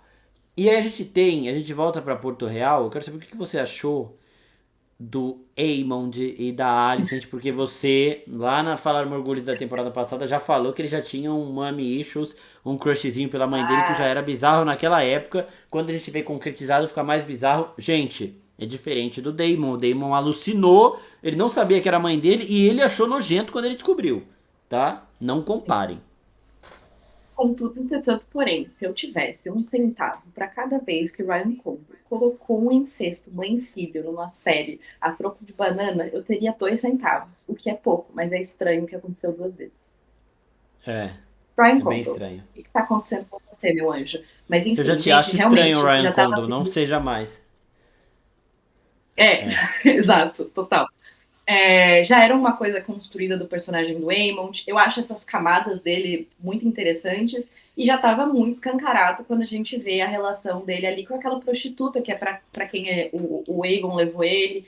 Ela tinha um cabelo meio ruivo, que lembra a Alicent, ele tratava ali ela como mãe, mas ele não beija ela. Esse é o primeiro beijo que a gente vê o Aemond dar, e é com a mãe dele. Que coisa incrível, né, de ver acontecendo. É uma E é pessoa estranho. que passou...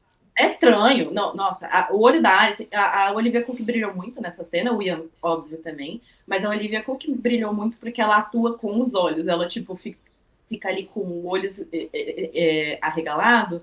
Eu acho É. que muito no sentido de... eu não tô segura com ninguém. Todos os homens querem me violar. Todos os homens da minha vida se sentem na liberdade de me violar e violar o meu corpo de alguma maneira. Meu pai fez isso, meu marido fez isso, E ela meus filhos deixa fizeram isso, e ela deixa, porque ela não tem poder, ela não tem. Eu acho que bate nela, autonomia, né? Tudo que né? a gente estava trazendo. Ela não tem, porque ela tá morrendo de medo do filho dela, que é um maluco. Ela já tava com medo dele, porque ela tá com essa coisa de, ok, acabei de perceber que meu filho é um psicopata, né? Tem essa questão. E aí, tipo assim, o que significa uma rejeição nesse momento? Ela não podia fazer isso. Ela não podia rejeitar ele naquele momento, ela tinha que deixar acontecer, porque o que ia ser a pessoa do Aemond? Ela Só, precisava usar ali a manipulação. A gente sempre viu a Alicent manipular, a gente vê ela usando a última cartada dela, né? E ao mesmo aham. tempo é em detrimento dela mesma de novo. Ela Tudo é em detrimento sempre dela mesma. faz, exato, ela sempre se usa pra conseguir algo dos homens ao redor dela. Quando a Rhaenys fala, você tá querendo escolher a vista da sua janela, é basicamente, e ela fala, né, é o seu pai, é o seu marido, é o seu filho. O Larys Strong, ela vai lá e mostra o pezinho pra ele, porque ela quer tirar informação. Aí o Criston Cole, aí o Viserys e agora o Aemond, tá ligado? Tipo, sempre vai ser ela sempre vai usar o corpo dela pra conseguir ter Ela, um ela mínimo. aponta, ela aponta a Rhaenyra, né, durante a maior parte da vida dela. Ela apontou a falha da Rhaenyra relacionado com a Rhaenyra tomar as decisões sexuais dela, né, ser dona do próprio corpo, vamos dizer muito entre aspas, né, assim, mas de, né, ter feito o que ela queria com o tio, ter feito o que ela queria com o Harwin, e lilililoló, porque ela nunca pôde fazer isso, ela nunca foi dona do próprio corpo. Esse é o ponto da Alice. Ela nunca foi dona do próprio corpo. Ela pariu contra a vontade dela, ela transou contra a vontade dela, né? A gente sabe, né, que, pô, transar com um velho é contra a vontade dela, com toda certeza absoluta. A gente tem aquelas cenas dela jovem, na cama com o Viserys, ela fica olhando pro teto. Tudo é feito contra a vontade dela. E aí agora ela Uhum. tá nessa sinuca ali O Viserys de também briga, só porque é um tava ali pra fazer psicopata. herdeiro, né? Convenhamos, tipo, Exato. ele sempre Tipo amou a assim, Aemma. Tipo, e aquela coisa, independente dele ter colocado na cabeça dele que, ai, porque ela tá lendo o livro comigo, etc. Você é um velho que tá falando que ela vai casar com você. Você acha que ela é. quer casar com você, porra? Sabe? Meu Deus do céu. Enfim, e foi o quê? Amando do pai dela. Outro homem que falou, bota o vestido da Exato. sua mãe e vai lá no quarto do rei. Pelo amor de Deus. É. Então, cara, que cena pesada, a gente sabia que isso ia acontecer. Eu tinha certeza absoluta que isso ia acontecer. Eu só não sabia que ela, sabe, tipo, quando eu vi ele se aproximar, Essa eu foi comecei a uma suar interpretação, gelado. uma puta interpretação, porque são as nuances, né? Ela não vai pra trás, ela não recua, mas ela mostra o desconforto, mas ela mostra por que ela tá fazendo, ela mostra que foi intencional, ao mesmo tempo que ela não queria, ao mesmo tempo que ela precisava ter feito isso, na cabeça dela e tudo mais. Então, é um olhar, Ela um usa, comportamento muito bem posicionado ali, sabe? Então aí vai sim, mais da porque direção ela também. Não é acha, mérito do Ryan Condon. Não vou falar que tem mérito do Ryan Condon nessa não, merda, porque é da direção. E da atuação com principalmente. certeza, Olivia Cook, da foda. atuação da Olivia Cook. O negócio com a Alicent é que ela sempre inicia as coisas achando que ela tá no comando, porque vem a Helena e traz o ponto do o medo do Aemond. E é verdade, ele é um Helena sim, menino. não quer, não faz. Eu não vou voar, quer que você se foda. É. Se foda. O Aemond foi uma criança ali que, né, não conseguia se achar, que não tinha o amor do pai, não tinha o amor da mãe, sofria com o irmão, pipi, tinha todas as questões dele. Aí ele vai lá e ele consegue o maior dragão do reino. A partir do momento que ele tem esse tanque de guerra com ele tem realmente esse negócio na cabeça dele, de nada pode me acontecer, porque eu sou o cara mais foda, ninguém pode tocar em mim. Eu tenho um dragão gigantesco, esse é o meu grande escudo. Só que, e se tiver 12 dragões do outro lado? E ele começa a ter medo. A Helena tá falando, não só porque a gente sabe que ela tem as visões e tudo mais, mas ela sabe dessa verdade, né, que ele tá morrendo de medo. Aí ela dá isso pra Alicent e a Alicent fala, finalmente eu vou falar pro meu filho que eu amo ele. É incrível isso, porque ela negligenciou este menino a vida inteira Ai. dele, o que causou esse mommy issues. Aí ela acha que ela entendeu, ela acha que ela pode usar isso, ela vai lá do tipo, eu não posso te perder, eu já perdi um filho, eu quero que você fique seguro, então se você for lá para Harrenhal, você é um castelo impenetrável, e você vai ficar lá na Veiga, e eu posso encontrar você lá. Ela acha que ela tá no Nossa. controle. Mas aqui ela consegue, Tipo né? Porque assim, aí ela consegue, ele. no final ela consegue. Mas a que preço, né? É a que Ah, que preço. preço. E Puta é que isso. pariu, que cena incômoda do caralho. E aí, a gente passa por para números aqui, que o pessoal também gosta, né? A gente vai fazer uma atualização de mapa, isso aí vai ser em vídeo, vai ser em post no Instagram, que é mais visual pra vocês verem, semanalmente, como está o mapa de Westeros depois do episódio da semana. Mas em números, o Daemon, quando conquista Riverlands, ele fala de 30 mil homens. Chegaram mais 2 mil homens do norte. O lado contrário, os Lannister tinham 10 mil. E aqui o Aemond fala que os Hightower tem 15 mil. Então era 25 mil. Os 10 mil do Lannister aí já sai de contagem. Mas o Daemon também perdeu alguns nessa guerra. Então, resumindo tudo, ainda tem os números da coroa que estão com o Criston Cole ali. Tá empatado. Números aqui tá meio que empatado. O Daemon tem o Caraxes. Os verdes têm a Tessarion, que não é nem do tamanho do Vermax, então não teria chance contra o Caraxes por N motivos. Tamanho, experiência, tudo. Mas tem um dragão de cada lado. E aqui a gente tem. Ah, vamos falar dessa primeira batalha também que não mostrou, né? Do Daemon lidando com os Lannister ali. Porque a gente tem o Roderick Dustin chegando. O cara precisou de uma cabeça e uma fala para se tornar. Estamos aqui para morrer pela rainha dos dragões. E ele solta a cabeça de Jason Lannister, o pavão, no pé do Daemon. E o Daemon já dá uma risadinha e fala: caralho, que coisa linda, velho. Como Bom dizem demais. os jovens, ele farmou aura, né? A aura mais mil, eu tô Tá aprendendo pra o que os caralho. jovens falam na Nossa. internet. Muito, Muito, nossa, muito. isso aí é a definição. É isso, farmou aura. A entrada dele foi Total. incrível. Toda a vibe dessa. Sabe, parece um encontro de almas gêmeas, o Damon e ele. É tudo. Eu acho ótimo, eu Aham. acho incrível. O Daemon olha e fala: papai, tipo, titio, alguma coisa, É, né? Tipo, caralho. Meu Deus, quem é este homem que está na minha frente, né?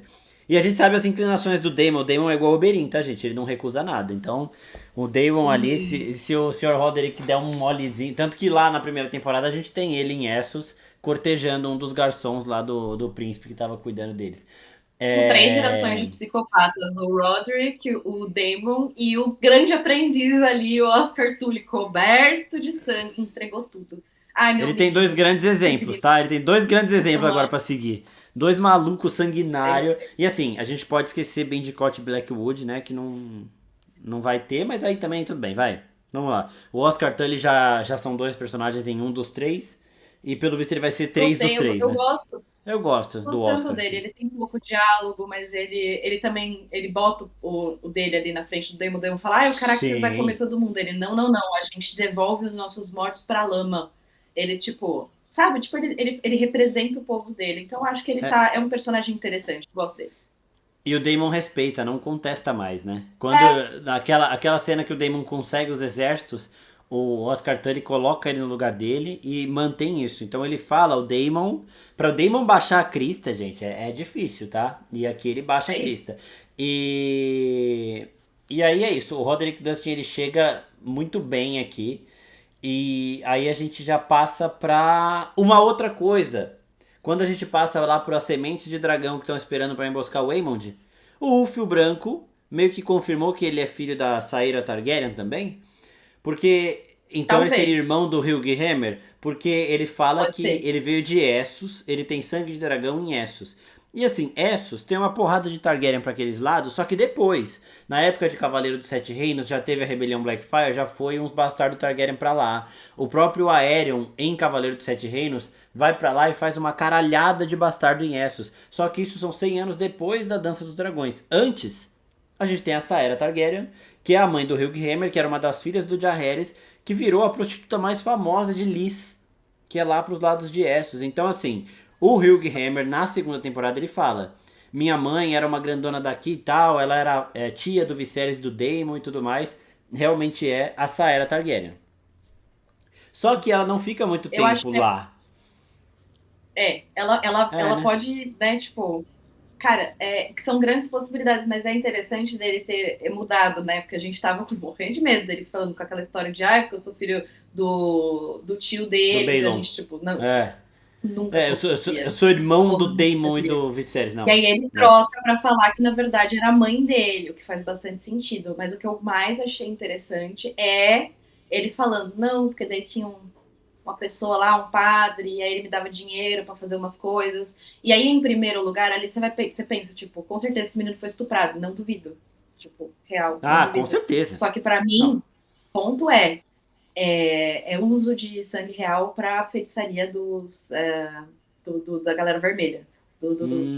Sabe, que nem Hum. eles usam, que nem a Melisandre precisa do sangue do Gendry e do sangue da Shireen, por exemplo, também tem a história do Varys, que ele conta que usavam as partes dele, usaram a parte dele e tudo mais. Eu acho que ele tá dizendo ali que um feiticeiro vermelho pagava ele, eu acho que pode ter esse duplo sentido, de favores sexuais, infelizmente, né, abuso infantil efetivo, só que eu acho que tem uma camada ali eu tô falando feiticeiros vermelhos, não é isso? Qual que é o nome, meu Deus do céu? Tá fugindo de É do mim. fogo, Deus do fogo Hilor, né? Da. Lore, É, do exato. Hilor, exato. Eu acho que então tinha uma galera ali, por exemplo, tirando um sangue dele, um cara ali que tirava o sangue Caralho, ia ser dele foda, pra hein? fazer algum tipo de magia. Eu realmente acho isso. Aí eu fiquei eu anotei aqui, mas eu não fiz isso ainda. Depois eu posso dar uma olhada. Considerando um chute ali da idade do Ulf, a gente pode pensar em quando que isso aconteceria e quais acontecimentos estavam rolando no reino. Pra pensar do tipo, tinha alguma coisa esquisita acontecendo nessa época? Será que isso pode justificar alguma coisa? O que politicamente estava acontecendo? Porque pode ter tido uma pessoa ali fazendo uma feitiçaria negra, né, uma magia, usando sangue de rei para conseguir alguma coisa. O que eles estavam querendo conseguir? Não sabemos. Então, eu achei É, isso super interessante. eu acho que aquela teoria de que a alquimia de sangue fez com que os Targaryen tivessem essa conexão com dragões pode fazer com que o sangue Targaryen faça com que as pessoas achem que vão ter algum controle sobre dragão, vão conseguir criar dragões em algum momento, porque depois da Valíria os dragões se tornaram ainda mais raros, depois da perdição e tudo mais. Não tinha pensado por esse lado, achei que era só o lado assustador aí, mais do que tem no nosso mundo aqui, mas realmente ele fala muito de sangue, né? Ele fala que o cara falava muito do sangue dele ali. Então, e ele não teve contato com a mãe dele. Então o que a gente entende é que no livro eles falam que a Saíra ficou lá em Lys, fez a fama dela lá e acabou morrendo lá em algum momento. Mas o Ulf cresceu com a mãe dele contando as histórias. Enquanto o. Não, o Hugh cresceu com a mãe dele contando as histórias em Westeros. Enquanto o Ulf não. Ele foi filho, ele era filho da Saíra também. Mas eu cheguei a cogitar isso fazendo um vídeo aqui recente, porque eu falei, caralho, mano, era só ela que pode ter esse tanto de bastardo assim. E, então a gente tem todas as sementes de dragão com suas origens reveladas, digamos assim, de onde vem o sangue dos Targaryen. E, falando do Adam, a minha suposição favorita é de que o Laenor é o pai dele, conseguiu uma vez. Só que eu tava vendo anteontem o último episódio da temporada passada, eu não tinha visto quando a gente fez aquele episódio ainda. O Corlys fala: eu não sei nada da origem da sua mãe, mas se tem alguma coisa no sangue de vocês, aí o Alien já fala: pode parar, eu não vou tentar montar dragão nenhum. Então, como ele fala que isso não vem dele, vem da mãe, é porque os dois são filhos dele, porque ele saberia que o sangue Targaryen do Laenor veio da Rhaenys, né? Mas a gente tem então aqui as revelações de onde vem o sangue Targaryen Bom, das três sementes de dragão aqui. O Ulf e o Hilg são filhos da Saera. E a Marilda do Casco, ela é uma bastarda Targaryen. Porque ela tava na região ali de High Tide, de Pedra do Dragão, tudo mais. Então é normal de ter também. E se ela aparecer, seria interessante. Tá? O Corlys fala dela, né? Eu me divertia com a sua mãe, tipo, eu gostava da companhia dela, seja lá o que quer que a gente e aí tivesse naquela época. o Dani faz tipo, né? Não vamos falar disso. Até porque o Corlys, Talvez ele. ele tenha falado porque ela já morreu, né? É, Talvez talvez. ele tenha cortado o assunto porque é um assunto delicado, porque ela já faleceu. Mas vamos ver. Mas uma coisa que eu queria ver é ele parar de raspar a cabeça. Agora que ele, Aham. tipo, meio que já não é um segredo, né? De onde você veio, você podia deixar o cabelinho crescer, em vez Ah, de mas ter é ficar segredo raspando. pra todo o resto, né? Aí eu acho que ele vai continuar por conta daquele. O cabelo valeriano é muito perigoso em Westeros, ainda mais nesse momento. Mas vamos Mas. falar da Ilha de Caras? Vamos Vamos. falar da Ilha de Caras. Vamos que temos a Ordem Nesse dos Homens momento, Verdes ali, né? exato, gente, nesse momento que a gente tem ali os seus sementes de dragão, onde eles estão, né? Qual que é o rolê? A Rhaenyra com as ordens dela ali, que ela pegou as informações da Alicent. A Alicent tinha falado que o Aemond ia para Harrenhal, então ela mandou os três sementes para perto de Harrenhal para fazer uma emboscada quando o Aemond chegasse com a Vhagar. E eles estão escondidos aonde? Na Ilha de Caras, que fica no meio do olho de Deus, que é tipo a parte, né, é um lago ali, né, que fica em frente a Harrenhal. Então eles estão bem nessa ilha. E essa ilha tem um misticismo ao redor dela. Era Ela lá que o chama a Daemon Ilha de Caras. alucinava. Era lá que o Daemon alucinava na Exatamente. temporada passada. Não, ele não estava lá. Ele não estava na Ilha de Caras. Porque isso é tipo. Ele teria que voar até lá, porque não é tipo em Harrenhal. Ele tem que tipo, atravessar o lago. Mas a proximidade da Ilha de É, a Caras e o região. crescimento das árvores na região, por que ela chama Ilha de Caras? Por causa da concentração de árvores coração. Ali tem muitas árvores coração que tem os rostos, e é por isso que chama Ilha de Caras. Então tem uma concentração de misticismo muito grande ali, muitas lendas de Westeros relacionadas ali ao que pode acontecer lá. E aqui a gente vê o que, né? Ali o Wolf, naquele momento, Cavaleiro de Sete Reinos, né? Cagando ali. E aí aparece o bode preto este, que nós já tínhamos visto em Harrenhal, que a gente já tinha levantado a possibilidade de Alice Rivers ser, né, uma pessoa que metamorfa tanto quanto que tem a visão verde, né, de poder tomar o controle dos animais, e que aquele bode seria Alice Rivers, e a gente vê esse bode de novo aqui. Aí a gente vê ali o Wolf meio assim e corta ali pro Rio e pro Alien, e eles veem um Homem Verde, que nós já tínhamos visto um vislumbre ali na visão do Daemon de uma pessoa com chifres. E a gente tinha falado, nossa, deve ser o Robert Baratheon, né? Ele tá vendo o futuro. Não! Era um Homem Verde. Eles Era um têm Homem esses Verde. chifres. Agora a gente tem essa confirmação. O puro labirinto do fauno, adorei a caracterização, achei foda. E isso abre tantas portas, galera. Tantas portas, tantas portas, tantas portas. Mas aí aparece Alice Rivers e fala: gente, vocês estão perdendo. Vocês precisam sair daqui. O que você acha dessa interferência, Marcos? É, eu acho que ela ainda não tem motivo nenhum pra fazer alguma coisa que prejudique a Rhaenyra, mas também não tem motivo nenhum pra ajudar, né? Ela teve uma conexão com o Daemon ali e pronto, sei lá, mano. Ela deve ser uma coringa aí, tá fazendo o que dá, a moda caralho aí. O que que dá na cabeça dela, ela vai lá e faz. O rolê, ela Mas. tem interferido com o Daemon, ter mostrado, né, as visões pro Daemon, ter interferido aqui agora, para mim, de verdade eu não tô compreendendo, porque para mim a justificativa seria ela estar diretamente conectada com o Corvo de Três Olhos, né, do tipo, Pode ser misticamente isso. falando, através Ela. de todos os da rede eterna de destino, etc. Só que ao mesmo tempo se é o destino, por exemplo, como o Corvo de Três Olhos fala para o Bran que ele não pode interferir e etc. Por que essa mulher está interferindo? Ela está efetivamente fazendo coisas acontecerem. Ela tá manipulando as peças pra acontecer o que precisa acontecer. Então, ela quer colocar, no final das contas, a Daenerys no Trono de Ferro. Sabe? E ela tá agindo Sim. aqui e agora para que aconteçam as coisas que tem que acontecer. Então ela está manipulando eles para chegar nas situações que precisam acontecer. Ora vai Uma coisa meio prejudicar os TVA da verdes. Marvel. É, exatamente. É uma coisa meio alheia a isso tudo, que está acima da importância do trono, e a Rhaenyra tem conhecimento de que o trono não é a coisa mais importante, né? E sim o que isso engloba no futuro. Mas, então é isso. A Alice, ela sabe o que tem que acontecer e ela tá manipulando. Ora vai ser benéfico pra Rhaenyra, ora não, mas o jogo da Alice é algo além, é o que a própria Melisandre fala, né? Tipo, não interessa pra mim de que lado que eu tô, se é do Stannis, se é da Cersei. Eu estou seguindo as ordens de Hilor para um propósito maior, além desse, que também é a mesma coisa a longa noite, né? Então, é isso aqui, É isso. e eu gostei de toda essa cena, e a Ordem dos Homens Verdes é de proteção dessas árvores coração aí, né? Então é bem legal ver eles alucinando com as mesmas coisas. Isso leva a crer que a Alice é aquilo que a gente falou na temporada passada, é muito mais antiga do que ela parece ser, né? Então que ela já tá por aí há muito tempo, assim como a Há muito Melisandre era mais uma tempo. puta de uma velha extremamente, é, tá ligado? Pronta pra desfarelar ali, só que a gente não via dessa forma. Tipo, ela tinha mais de 300 anos, sei lá que porra. Por A aí, eu acho. Melisandre tá viva. A Melisandre tá viva na época de House of the Dragon.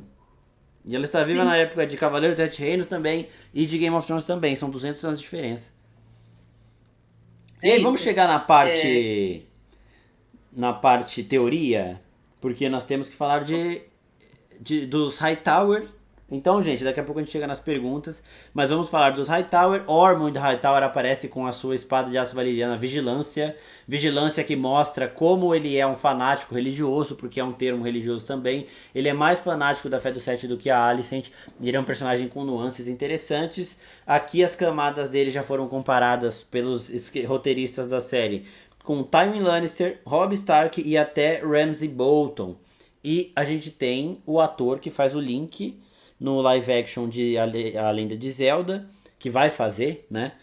E ele, segundo teorias aqui, é um personagem mais importante do que parece ser nesse primeiro momento. Isso daqui é teoria, tá, gente? Não é baseado em nada do tipo de livro, nem nada, porque o livro não fala nada dessas coisas. Mas é baseado em uma notícia que eu tinha visto antigamente, faz um tempo, quando começou as filmagens da terceira temporada, eu vi que esse moleque ia interpretar um personagem. Eu tô dando tempo de vocês saírem aqui, porque quando eu falar quem é, talvez seja um baita de um spoiler. Então, como a gente vai chegar nessa parte de teoria, eu vou falar o tempo depois para você pular só para a parte das perguntas, tá? Se quiser parar, aí você pula pro minuto que eu vou citar aqui. Pular para 1 hora e 43 minutos de vídeo. Passei o recado, vamos falar disso, tratando este moleque como se ele fosse, eu acho que ele é o Daeron Targaryen, o quarto filho da Alicent, né, somando Aegon, Aemond e Helena. E assim, ele tava ali no momento que o Ormond recebe a notícia de que o Aegon provavelmente tá morto, né? E a reação do Ormond é foda, o Aemond é rei agora, tipo, ele Ah, errei, então. personalidade é interessante. Eu Pode mandar adorei a bala, Mitch. caracterização do Ormond. Eu gostei dele. Eu gostei pra caralho dele. Eu também. O que você achou Eu disso gostei. Você tudo? acha. Fala pra mim, você acha que aquilo ali é só cheirinho ou é droga também? Porque eu tô botando fé que aquilo tem droga. Aquele negócio que ele fica cheirando. Eu não acho que ele é só Ah, fresco por causa não. do cheiro dos outros. Eu acho que aquilo é Eu droga. acho, eu acho também que é porque ele também vai ter essa hipocrisia de pagar como o ápice da moral e dos bons costumes e vai ter uma pá de sujeira que ele não mostra pra ninguém. Então, eu aposto que tem mais ali também. Sim. E ele, assim, pra mim, não sei você, mas, tipo, ele sacou que aquele bilhete não era do Aemond. Ele é inteligente o suficiente pra Ah, saber que aquela letra era da Alicent. conhece a Alicent Depois, também. a gente gastou todos os nossos posts do Twitter, tá, gente? Porque nós não, né, não conseguimos todos os posts ilimitados do mundo, mas eu vou depois postar pra vocês lá também. A comparação da assinatura de fato da Alicent e do Aemond. A assinatura do Aemond é a coisa mais fácil do mundo de você falsificar do planeta Terra. A da Alicent é super elaborada e ela, obviamente, vai lá e tipo, A-T. Tipo, Aemond É, Targaryen, gente. E eu tenho certeza Exatamente. que o Ormond se tocou ali, ele falou, tá bom, eu não tô nem aí. Como você falou no outro episódio, ele faz o que ele quer, porque ele que é o bambambam agora. Ele que vai mandar. O Aemond vai lá fazer as coisas dele e ele que vai decidir as coisas. Então eu acho que ele olhou para aquele bilhete e ele entendeu tudo. Ele não vai baixar a cabeça pra ninguém. Até porque quando comparam ele com Robb Stark e Tywin Lannister, você vê que ele é um cara que ele vai se achar acima da coroa. Ele que comanda o exército mais rico de Westeros e ele, pra ser comparado com o Robb, eu imagino que ele vai ser um puta de estrategista. Porque no livro a gente não tem essas camadas dele, né? Então, e aí já começa nessa estratégia dele do Daron aí, né? De esconder. Porque ele Voltando, trata o. Se for o Daron mesmo, porque assim, ele trata o moleque como um pajem normal. Só que é um ator que a gente sim, viu que tá crescendo aí agora, então, tipo, é um ator importante. E exato. ele fala, vai lá, dá um banho no mensageiro, e o moleque sai sem falar, borrada, a cara dele tá escondida e tal. O rolê de você ser copeiro, né, de você ficar ali do lado, é que realmente, independente de quem ele fosse, a gente vê isso, por exemplo, com o Theon Greyjoy, né, é um esquema similar, apesar de ele ser meio refém. Não interessa se ele é filho, né, do nobre, não sei das quantas. Quando você tá ali como escudeiro, como copeiro, você realmente vai receber ordens. O E Egg. eu tinha entendido, exato, tipo assim, ele está ali na posição de aprendiz. E acabou, não interessa quem ele é. Eu acho que é proposital, ele deixa. Ele tem aquele momento ali, logo no começo da cena, em que eles estão ali meio falando no escuro, né, da tenda, e quando eles saem, e aí o menino fica para trás. Quando chega o cara, o menino fica, né, para trás. Quando ele aparece, tá desfocado. Mas para mim, o mais importante ali aparece a Tessarion e corta para da Tessarion para um cavalo saindo, uma pessoa saindo a cavalo. Então, para mim, esse não é o Daryl. Para Esse mim, esse moleque. já é um. Esse moleque não é o Daryl. Então, porque Essa é a quando, minha quando visão. começaram. Mas eu Então, tô. quando começaram as filmagens, saiu uma notícia de que esse ator ia fazer o Daron. Só que saiu uma notícia de que outro ator também faria o Daron. E aí a gente entra no falso Daron. Resta saber qual que é o falso e qual que é o verdadeiro, né? Exato. Resta saber isso O então, que eu porque acho? assim, vão ter dois Daron. Eu acho que esse é o verdadeiro pelo fato do Ormond manter por perto e tratar como se não fosse ninguém. Sim. Porque assim, Eu se acho fosse que para tem uma achar, se teoria fosse para assim. acharem que esse daí é o Daron, ele ia olhar pra trás, o Ormond, do jeito que ele se mostrou aqui, ia falar: Seu irmão tá morto, hein? Você viu aí? Tipo, o Daron não reage a isso. Se ele for, mas ele é o Daron, ele ouviu que o Aegon tá morto e não fez nada. Ele não conhece. Tipo, é irmão. Ele cresceu em Vila Velha. Ele não tem contato com esses moleques. Até por isso que o Daron vai ser alguém muito mais gentil do que o Aemond e o Aegon são. Ele vai estar muito mais próximo da Helena, que recebeu uma criação diferente e tudo mais, nesses termos, do que dos irmãos, porque ele foi criado longe da coroa. Tem uma questão, assim, que é, por exemplo, eu sou muito fã de Law and Order. Law and Order Special Victims Unit, né? 20 caralhada de Uhum. temporada. E qual que é o rolê de Law and Order, especialmente quando você tem uns episódios assim de temporadas antigas? Você tá ali na história, aí aparece o caso de assassinato, e aí apresentam, tipo, o pai da vítima, o namorado, etc. E você fala, olha, o ator não sei das quantas. Tipo, sei lá, sabe? Aparece, sei lá, Viola Davis. Os caras vão pagar a Viola Davis pra ela ser, tipo assim, nada, sabe? Uma coisa meio assim. E aí você fica com o raciocínio, isso acontece em filme também, óbvio, você fica com a suspeita, né, de que é ali a pessoa porque é um ator maior, porque daí a pessoa vai ter um papel, vai ter um desenvolvimento, XYZ. Meio que é esse o raciocínio. Eu acho que talvez eles tenham usado isso como massa, como manobra. Esse menino aqui, ele vai ser o Link, não sei o quê. Porque, cara, pra mim, juro por Deus, eu assisti e eu falei, não, esse daí não é o Daryl. E daí eu vi que o Twitter também tava nessa de, é o Daryl. Esse é o meu menino. Olha ele aí, graças a Deus ele tá aparecendo. O pessoal já afirmando que era ele. E aí eu falei, mano, mas eu acho que realmente não é. Então eu tô com esse pé atrás de que eles justamente, né, deixaram esse menino que é um pouco mais conhecido, vai ter um papel mais proeminente já marcado aí como Link, e de que na verdade ele não é ninguém. Essa é a minha teoria. Mas entra uma É situação isso. aqui de bastidores que eu acho que ele não tinha sido anunciado como Link ainda. Então ele era um ninguém mesmo quando ele foi escalado pra House of the Dragon. Não lembro. Mas assim, pra mim, nessa situação de terem dois atores escalados como Daron, eu acho que o falso Daron vai ser. Vai ter o cabelo prateado valeriano. Porque é o acima de qualquer suspeita.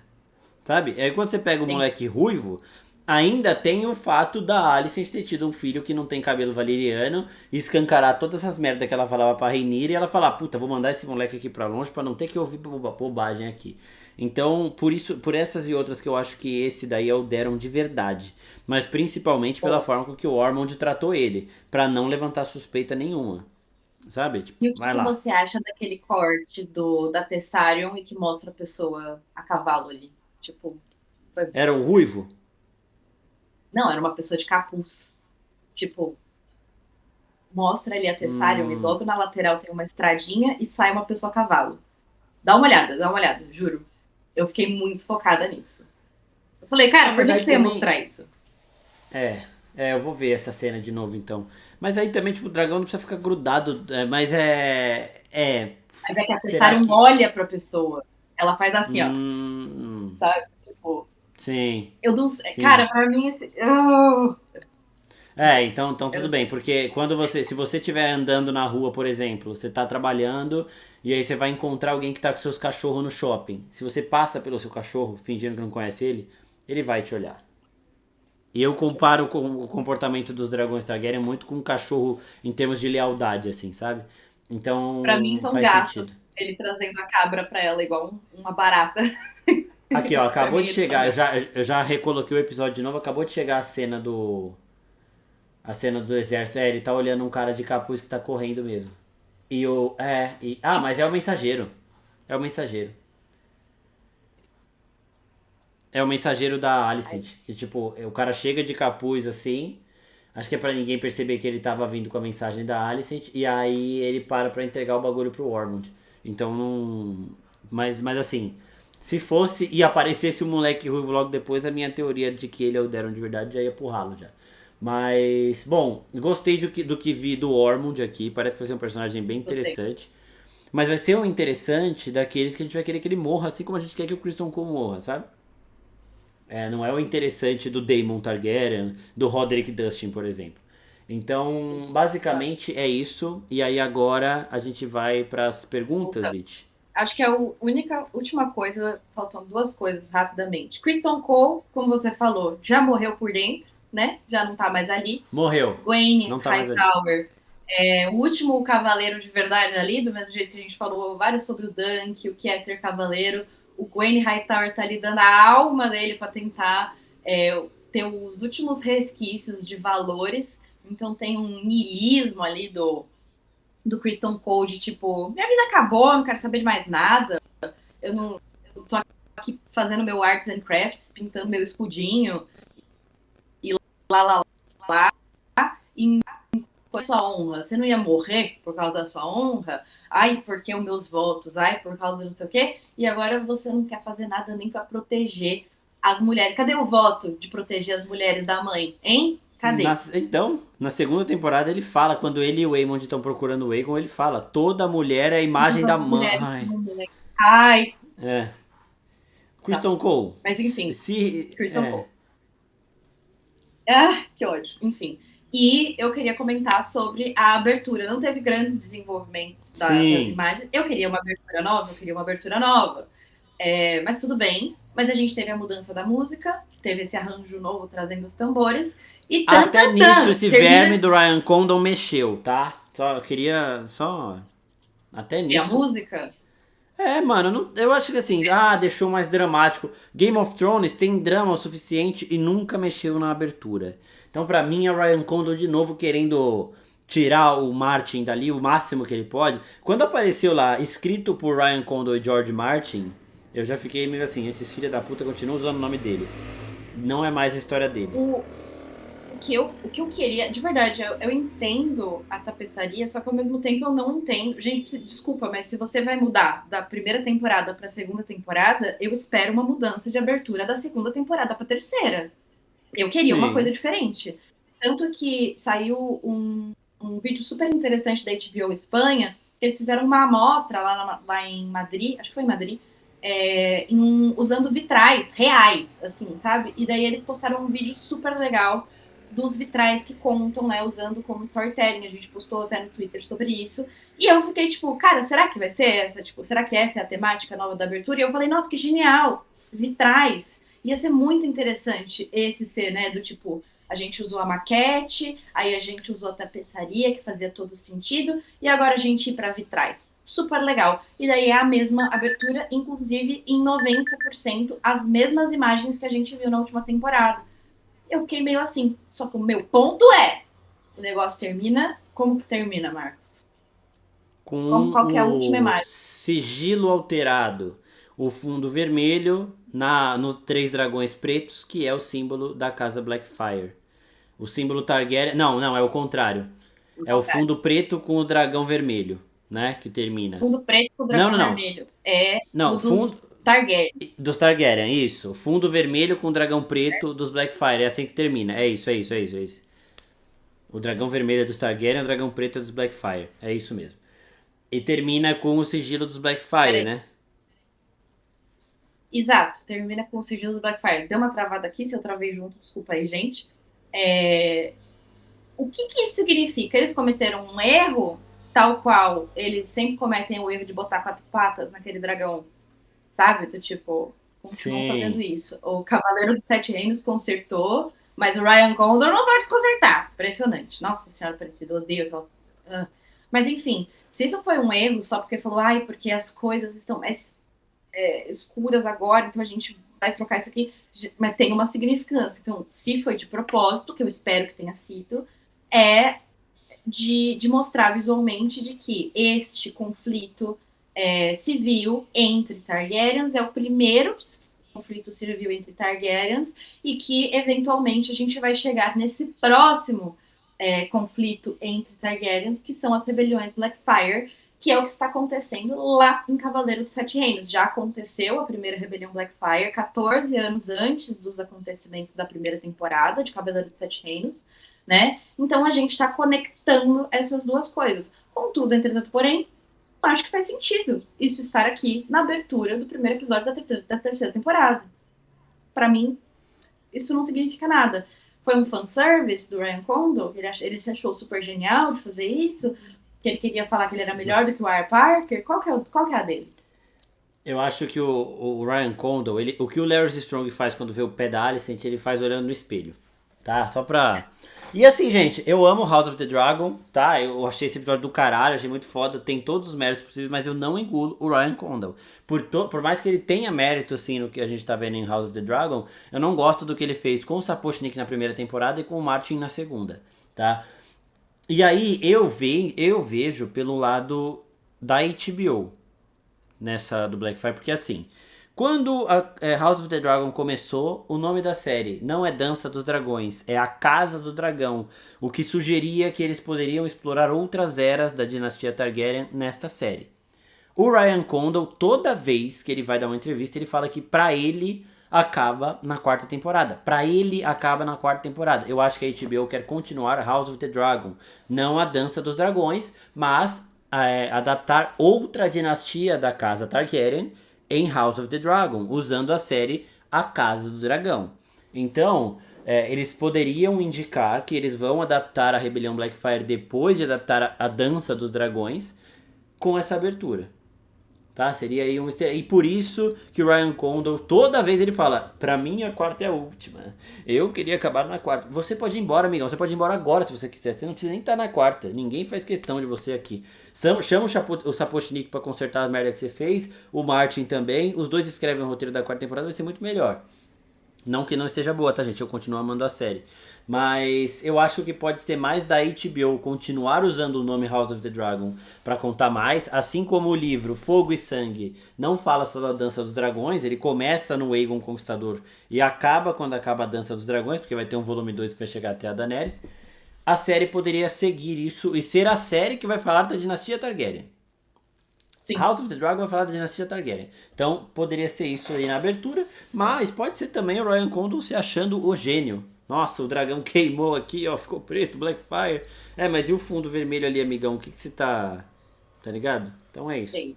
Um lado genial, se foi ideia da HBO pra avisar que eles vão continuar o nome.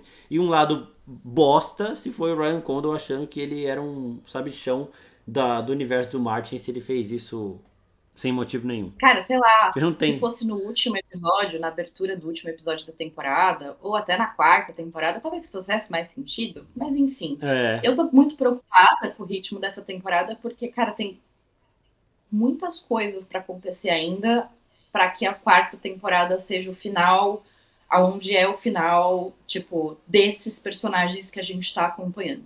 Tem muita coisa pra sim. acontecer. E eu não sei como eles vão conseguir encaixar isso em um ritmo aceitável. Isso me preocupa. Mas vamos lá para as É. perguntas? Vamos. Você tem aí? Sim.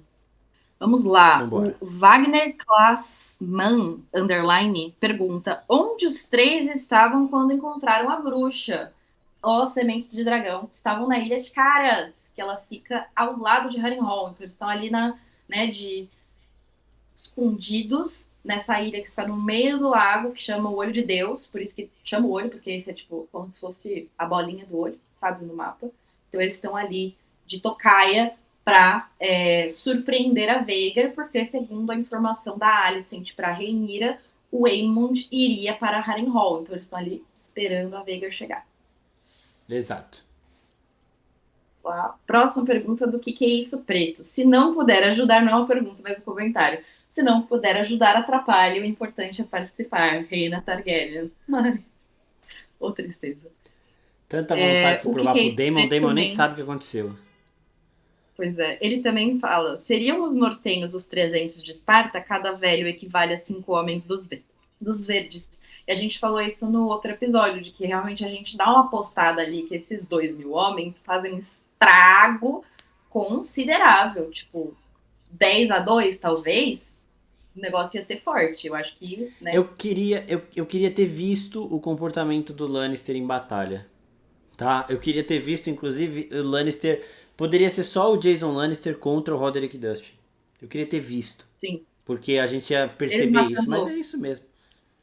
A gente não viu nem os leões em batalha. Como é que foi soltar esses leões ali pra galera tá, tipo, tchan, tchan, tchan, num leão, assim, tipo, primeira cena que a gente vê eles enfiando a faca num pobre de um leão. Coitados. Essas É. são as perguntas apenas que temos. A última pergunta foi perguntando quando que sai o próximo episódio do Falar Morgulhos. Estamos aqui. Essa daí eu respondi já lá no story. E assim, no outro post lá, o post que eu postei, o que vocês acharam do episódio, a gente tem opiniões mais diferentes, mas a grande maioria achou o episódio muito bom, né? Eu postei, inclusive, eu vou postar as notas de episódio que eu acho de estrela. Eu postei 4, não 5 estrelas pra esse episódio, porque eu tenho as minhas ressalvas. E já veio um monte de gente. Que absurdo, é 5. Gente, primeiro, vamos respeitar opiniões ali. Deve ter, sei lá, no post de pergunta tem mais de 300 comentários. E no post desse daí tem 40 comentários. O povo, que é isso? Primeiro ponto. Estamos falando do universo de Game of Thrones. Se esse episódio não me pegou tanto quanto Hard Home pegou, Batalha dos Bastardos pegou, que É, são episódios 5 estrelas, não tem como eu dar a mesma nota. Começa por aí. Segundo ponto, 4 estrelas é uma ótima nota. Tá? Não é? Não uma chama ótima episódio não. de lixo. Muito pelo contrário. É um puta A episódio. gente tá, Mas a é gente tá isso. no ano de Cavaleiro dos Sete Reinos, gente. A gente tem também um comparativo muito próximo de episódios excelentes, de narrativas muito fortes. E quando a gente tá falando de batalha, eu também tenho as minhas ressalvas. Eu também acho que talvez até eu daria 3,5, se fosse a minha opinião pessoal. Então, tipo, cara, 4 eu Uhum. acho que faz todo sentido. E como o Marco falou, acho que todo mundo tem que, né, respeitar a opinião de todo mundo. Tem muitas páginas cobrindo, todo mundo vai ter sua opinião diferente. Teve gente que detestou o episódio. Eu vi ali o Teve pessoal, gente. o Hessel do Omelete, por exemplo, teve diversas críticas ao episódio. Mas enfim. É. É isso. Minhas críticas vão ser sempre mais direcionadas a Ryan Condal aqui, mas eu continuo amando essa série. É absurdo, é muito foda. E é isso. Esse é o primeiro Falar Grandes Morgulhos. Entregamos expectativas. aqui quase 2 horas de episódio pra vocês, né, gente? E, então, muito obrigado a todo mundo que tá ouvindo, a todo mundo que tá pedindo os episódios. Os Falar Morgulhos vão sair sempre às terças-feiras por volta desse horário. Então, a gente grava na segunda, mande suas perguntas de domingo pra segunda. Na terça-feira a gente publica o episódio, mas já vai ter o episódio de primeiras impressões que sai na madrugada de domingo para segunda. Eu assisto o episódio na hora que sai, 10 horas da noite de HBO. Já gravo vídeo, edito e posto. E aí assim que eu acabar ele já tá publicado. O podcast vem depois, com mais detalhes, eu e a Vit e tudo mais. Vou ver se eu chamo mais gente para participar com nós dois aqui em algum dos episódios, pra gente ter algumas outras opiniões. E é isso. Muito obrigado a todo mundo que escuta, a todo mundo que participa, a todo mundo que pede. É o mais pedido. Né? O A Bordo do Sunny, que é o nosso podcast de One Piece, é bastante pedido. Mas o Falar Morgulhas é o mais pedido do Oficina, assim, desde sempre. Muito obrigado a todo mundo que pede. Participem mais, que continuem participando, continuem mandando suas perguntas, seus comentários e pedindo, porque deixa a gente muito feliz e dá vontade de entregar 2 horas de episódio pra vocês. O capítulo Com teve certeza. 72 minutos, o nosso podcast foi maior ainda. Tanto que eu já tô na metade dele aqui na segunda vez que tá rodando. Então é isso, pessoal. Muito obrigado a Vit, muito obrigado a todo mundo que tá assistindo. Até a próxima. Valeu. Muito obrigada, gente. Até semana que vem.